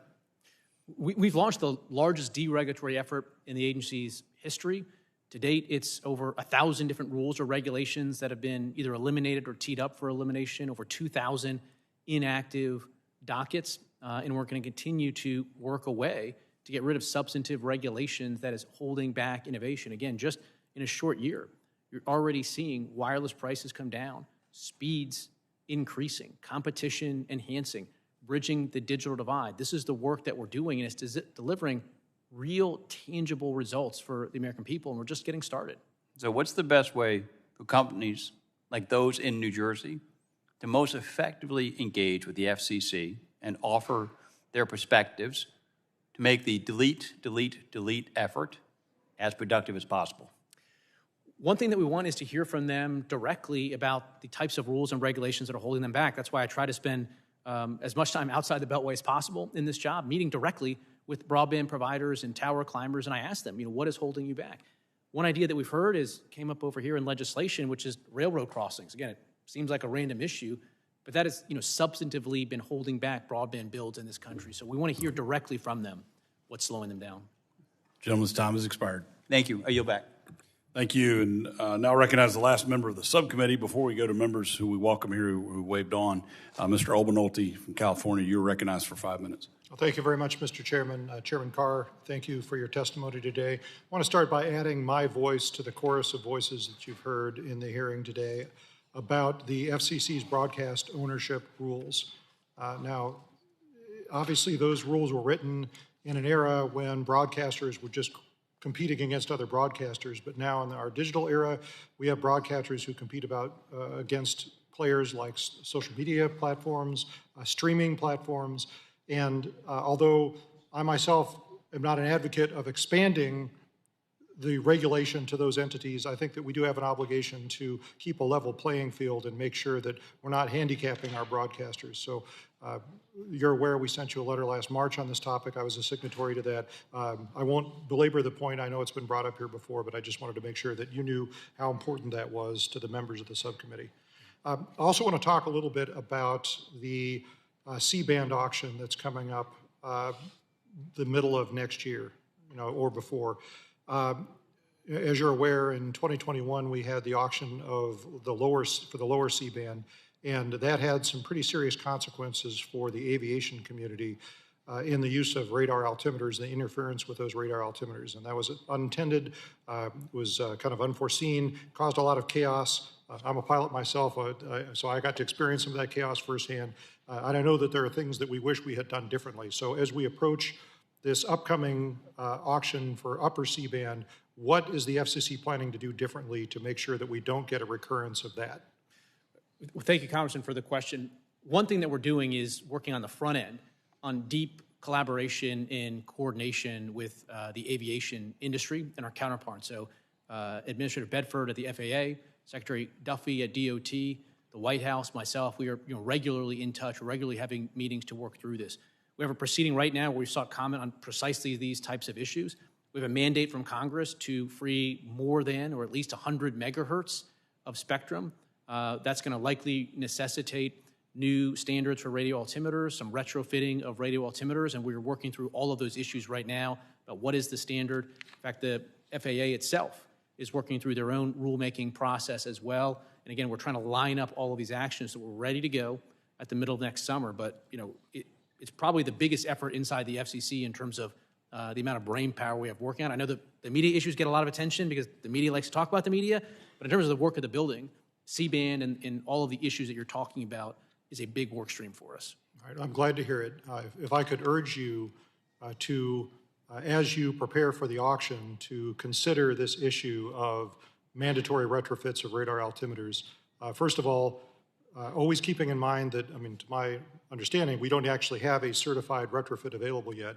And even when we do, there's limited production capacity for those radar altimeters and limited avionics shop capacity. And so we have to have enough of a window to be able to retrofit the entire fleet that needs that new part to avoid that interference. And second of all, my understanding is that the bidders in this auction would likely be willing to bear the costs of those retrofits. And I think that that's fair, that if you're going to ask a community to retrofit something that they already bought, that the people that benefit, ought to help pay for that. And so if you could please keep those things in mind. And then in the time I have left, I want to talk a little bit about the spectrum and this seemingly insatiable demand for spectrum that's being driven by not just digital media consumption on portable devices, but newly now by AI, and particularly generative AI. That's, if you look at it, it's going to be at least a linear increase in the number of the amount of spectrum that we use. In the most dire cases, it's exponential. So we are going to run out of spectrum if on the path that we're on. Can you talk us through how the FCC views this? Are we going to run out of spectrum? I know we've directed you to make more spectrum available. Is that going to be sufficient? What do you see the future hold? Yeah, right now the United States is a bit out of balance in terms of spectrum policy. We've taken a lot of good action on license. We've taken a lot of good action to have access on the federal side, to federal spectrum. But this high power commercial spectrum for next gen is where we really need to focus our efforts. That's why I think C-band and others are so important. To your point, we're seeing this hockey stick curve of demand historically, but now with AI coming online, we want AI to work directly on your smartphone. Well, that hockey stick just goes straight through the roof. And so we have to continue to bring more spectrum online, but also permitting reform, because if you can split cells by making it not onerous to build a new cell site, that can help take care of capacity as well. But we are facing potentially a shortfall of capacity a number of years from now, which is why this work we're doing right now is so important. All right, gentleman's time has expired. Yeah, well, I yield back. Thank you. And the chair will remind the committee that we're pushing up on votes at 1:30. It is my intention to drive through, and we've got 3 members of our full committee who've waved on. I'd like to push through these. I would just ask everyone, please observe the time limits so we can get everyone's questions in. The chair recognizes the gentleman from New York, Mr. Tonko, for 5 minutes to ask your questions. Thank you, Chair Hudson and Ranking Member Matsui, for co-hosting this hearing, and welcome to our guests. My opinion, this hearing is long overdue. The actions of the Federal Communications Commission over the past year have been deeply troubling and demand serious oversight. As many of my colleagues have discussed, we have seen dangerous violations of free speech, of political interference, certainly at what should be an independent agency, and brazen efforts to greenlight illegal broadcast consolidation. Today, I want to focus on the Commission's rollback of basic consumer protections. I listened with great interest to Ms. Castor's exchange with the panel as it relates to E-rate support. In 2024, when the FCC announced it was expanding E-rate support to include Wi-Fi on school buses and hotspot lending by schools and libraries, I was indeed thrilled. I have long advocated for this expansion as a practical way to narrow that homework gap and reach students who otherwise lack reliable broadband access. However, last year, the Commission reversed its course. I joined many of my colleagues in calling out that rollback, and I do it again here today. So Chairman Carr and Commissioner Trusty, I strongly urge you to reconsider your votes and reinstate that rule. This decision was cruel and I believe very much short-sighted. It strips students of the tools they need to succeed and widens that digital divide the Commission is charged with closing. Commissioner Gomez, in your testimony, you noted that E-rate support for buses and hotspots was one of the most effective tools the FCC had to ensure students across the country are not left behind in our digital economy. And I heard all of your remarks to Representative Castor, but from your perspective, what impact will students, educators, and libraries experience as a rollback with these E-rate expansions? And what does that mean for the FCC's obligation to ensure universal service? Yes, thank you for that question. Broadband connectivity is crucial to be able to participate in today's digital economy.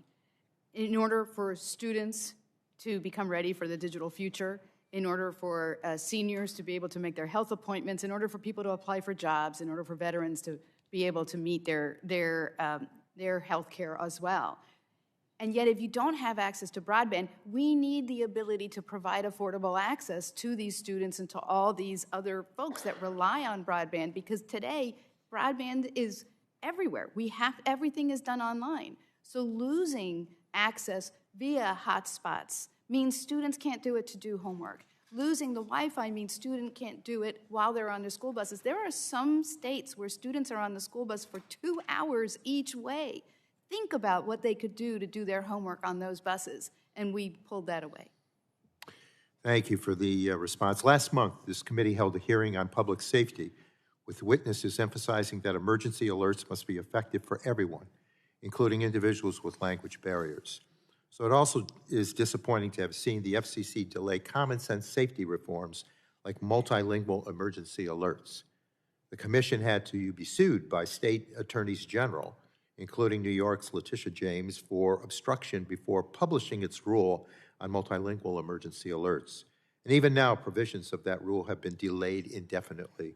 So Commissioner Gomez, can you explain the risks that delayed multilingual alerts pose to our public safety? Yes, it is so important that everyone be able to get access to emergency alerts and that they be able to understand them. We can only save lives if people understand the emergency alerts. So we've squandered time. We have the Olympics and the World Cup coming next year, which is going to require a lot of people to get alerts if there is a public safety incident in language they might understand. So I am hopeful that we will move forward in order to ensure that everyone can understand the emergency alerts. We see a lot of brutality in our streets and neighborhoods these days. So just a point of clarification, because I think this is important. Multilingual alerts could go out before, and they can go out today and then go out tomorrow. So just to make sure we're not leaving people with the misimpression that alert originators can't send out multilingual alerts. They can, and we want them to. Okay. And it is true that is the case. What this does, what the FCC has paused, is actually making it easier and more frequent that they will be able to put those out. Because right now, the vast majority of alerts go out in English because it's the originators that put them out. Well, thank you. I had other questions. I'll get them to the committee, but let me just close and say that freedom of speech is the underpinning of our republic. Thank you. With that, I yield back. Thank the gentleman. Chair now recognizes the gentleman from Pennsylvania, Mr. Joyce, for 5 minutes to ask your question. Thank you, Chairman Hudson, for allowing me to join this very important hearing. The intersection of rural broadband and healthcare is critical to examine as we work together in expanding connectivity to all Americans. Chairman Carr, thank you for coming to Pennsylvania's 13th Congressional District. Thank you for meeting with the providers. Thank you for working with the poll workers and climbing those towers. Your personal impact and commitment is felt in Pennsylvania's 13th Congressional District. Rural districts, like the one you visited and I represent, are often left behind as broadband deployment accelerates across the country. Your personal commitment to not allow the rural areas to be left behind is important, and that resonates throughout America. As a doctor, I've seen the impact that the digital divide has on rural healthcare providers. Rural healthcare providers serve unique populations that are often underserved. We doctors who serve in rural areas often struggle to access telecommunications infrastructure and broadband that is essential to serve our patients. The RHC program offered by the FCC under the Universal Service Fund aims to provide funding to eligible care providers for telecommunications and broadband services necessary for the provision of health care today. The RHC program serves my constituents in Pennsylvania's 13th Congressional District. Connecting them and the funding and connectivity resources are important. It is crucial that we evaluate the efficiency and the effectiveness of the RHC program and how it contributes to the FCC's goal of connecting all of America. At WellSpan Health, the RHC program has allowed hospitals to maintain access to physical, behavioral, and maternal care in Pennsylvania's 13th Congressional District. Chairman Carr, as I've noted, you've visited the 13th Congressional District in Pennsylvania on more than one occasion, and you personally are keenly aware of the broadband challenges that the district faces, particularly in the healthcare industry. How do you measure the effectiveness in the RHC program and the impact of the program that we are seeing in rural communities in hospitals like WellSpan? Well, Congressman, thank you for the question, and thanks for your leadership for Pennsylvania and for your district. If you look back just the last 5 years alone, my understanding is that almost $2.5 million have flowed to your district for rural health care, and we're seeing those funds being put to use to make sure people can have access to next generation care, and we're working together to make sure that we expand rural broadband as well to further bolster access to health care and next-gen services for the good people in your community. As we are talking today, there are patients who are connecting with their doctors right now, receiving the care that, to your point, Chair Carr, that was not available 2.5 years ago. Telehealth is a tool that has become increasingly valuable, as I've noted, in rural areas, in underserved areas. In some areas, telehealth is the most accessible option for patients seeking care. Commissioner Trusty, you said in your written testimony that you have witnessed how broadband is delivering quality care straight into rural patients' homes through video. How can the RHC program serve providers that are seeking to expand their health care options for rural patients? Thank you for the question, and also thank you for your leadership. So as you know, the Rural Healthcare Program ensures that rural patients have access to modern healthcare or telehealth. And in recent months, we've made process improvements at the FCC to extend funding deadlines, to ensure we have the funding to meet the demand, and to roll over additional funding for the funding year 2025 to meet the needs of rural communities across the country. I think this Congressional Bipartisan Working Group on USF is another forum for us to explore additional reforms or modernizations to this program so that all rural Americans can have access to quality health care services. I look forward to working with you and seeing that expansion continue. Chairman, I appreciate the opportunity to wave on to this important hearing, and I yield back the remainder of my time. Chair appreciates that, and I will now recognize the gentleman from California, Mr. Mullen, for 5 minutes to ask your questions. Thank you, Mr. Chair. Chairman Carr, as we've heard today from my colleagues, there are serious concerns about the FCC's actions during your tenure and that they crossed the line into interference with free speech, a concern that I share. Will you simply commit today that the FCC will not use its licensing authority, enforcement role, or claims of news distortion to politically pressure or punish broadcasters for their editorial decisions? The FCC is going to enforce the public interest standard, news distortion, broadcast hoax rule, and that's the actions we're going to take. I want to emphasize the importance of editorial independence to our democracy. Broadcasters, whether public, private, local, or national, need to be able to exercise lawful journalistic judgment without fear of retaliation from the federal government. That principle is foundational to the First Amendment and to a functioning democracy. So Commissioner Gomez, in your testimony today, you warned that the commission has asserted what you describe as a, quote, roving mandate to police speech it does not like, relying on an undefined and unchecked interpretation of the public interest standard. Can you explain in plain terms the role Congress has given to the FCC, and should the FCC be in the business of content regulation, especially in light of how people are now receiving their content? Yes, thank you for that question. The FCC does regulate the broadcast licensing to serve the public interest, but the public interest is not some nebulous standard that can be used in order to target any content that this administration doesn't like. And that is the problem with this continued use of this public interest standard, is that it exists to punish broadcasters because of their editorial decisions or because of their news reporting. We need to go back to simply conducting our role of ensuring that the broadcasters have the infrastructure that they need and in order to be able to serve their local communities. And that is what I think we should be doing. We should not be pressuring broadcasters on their content. It violates the First Amendment and the Communications Act prohibition on censorship. Thank you for that. And out of respect for time, just one final issue.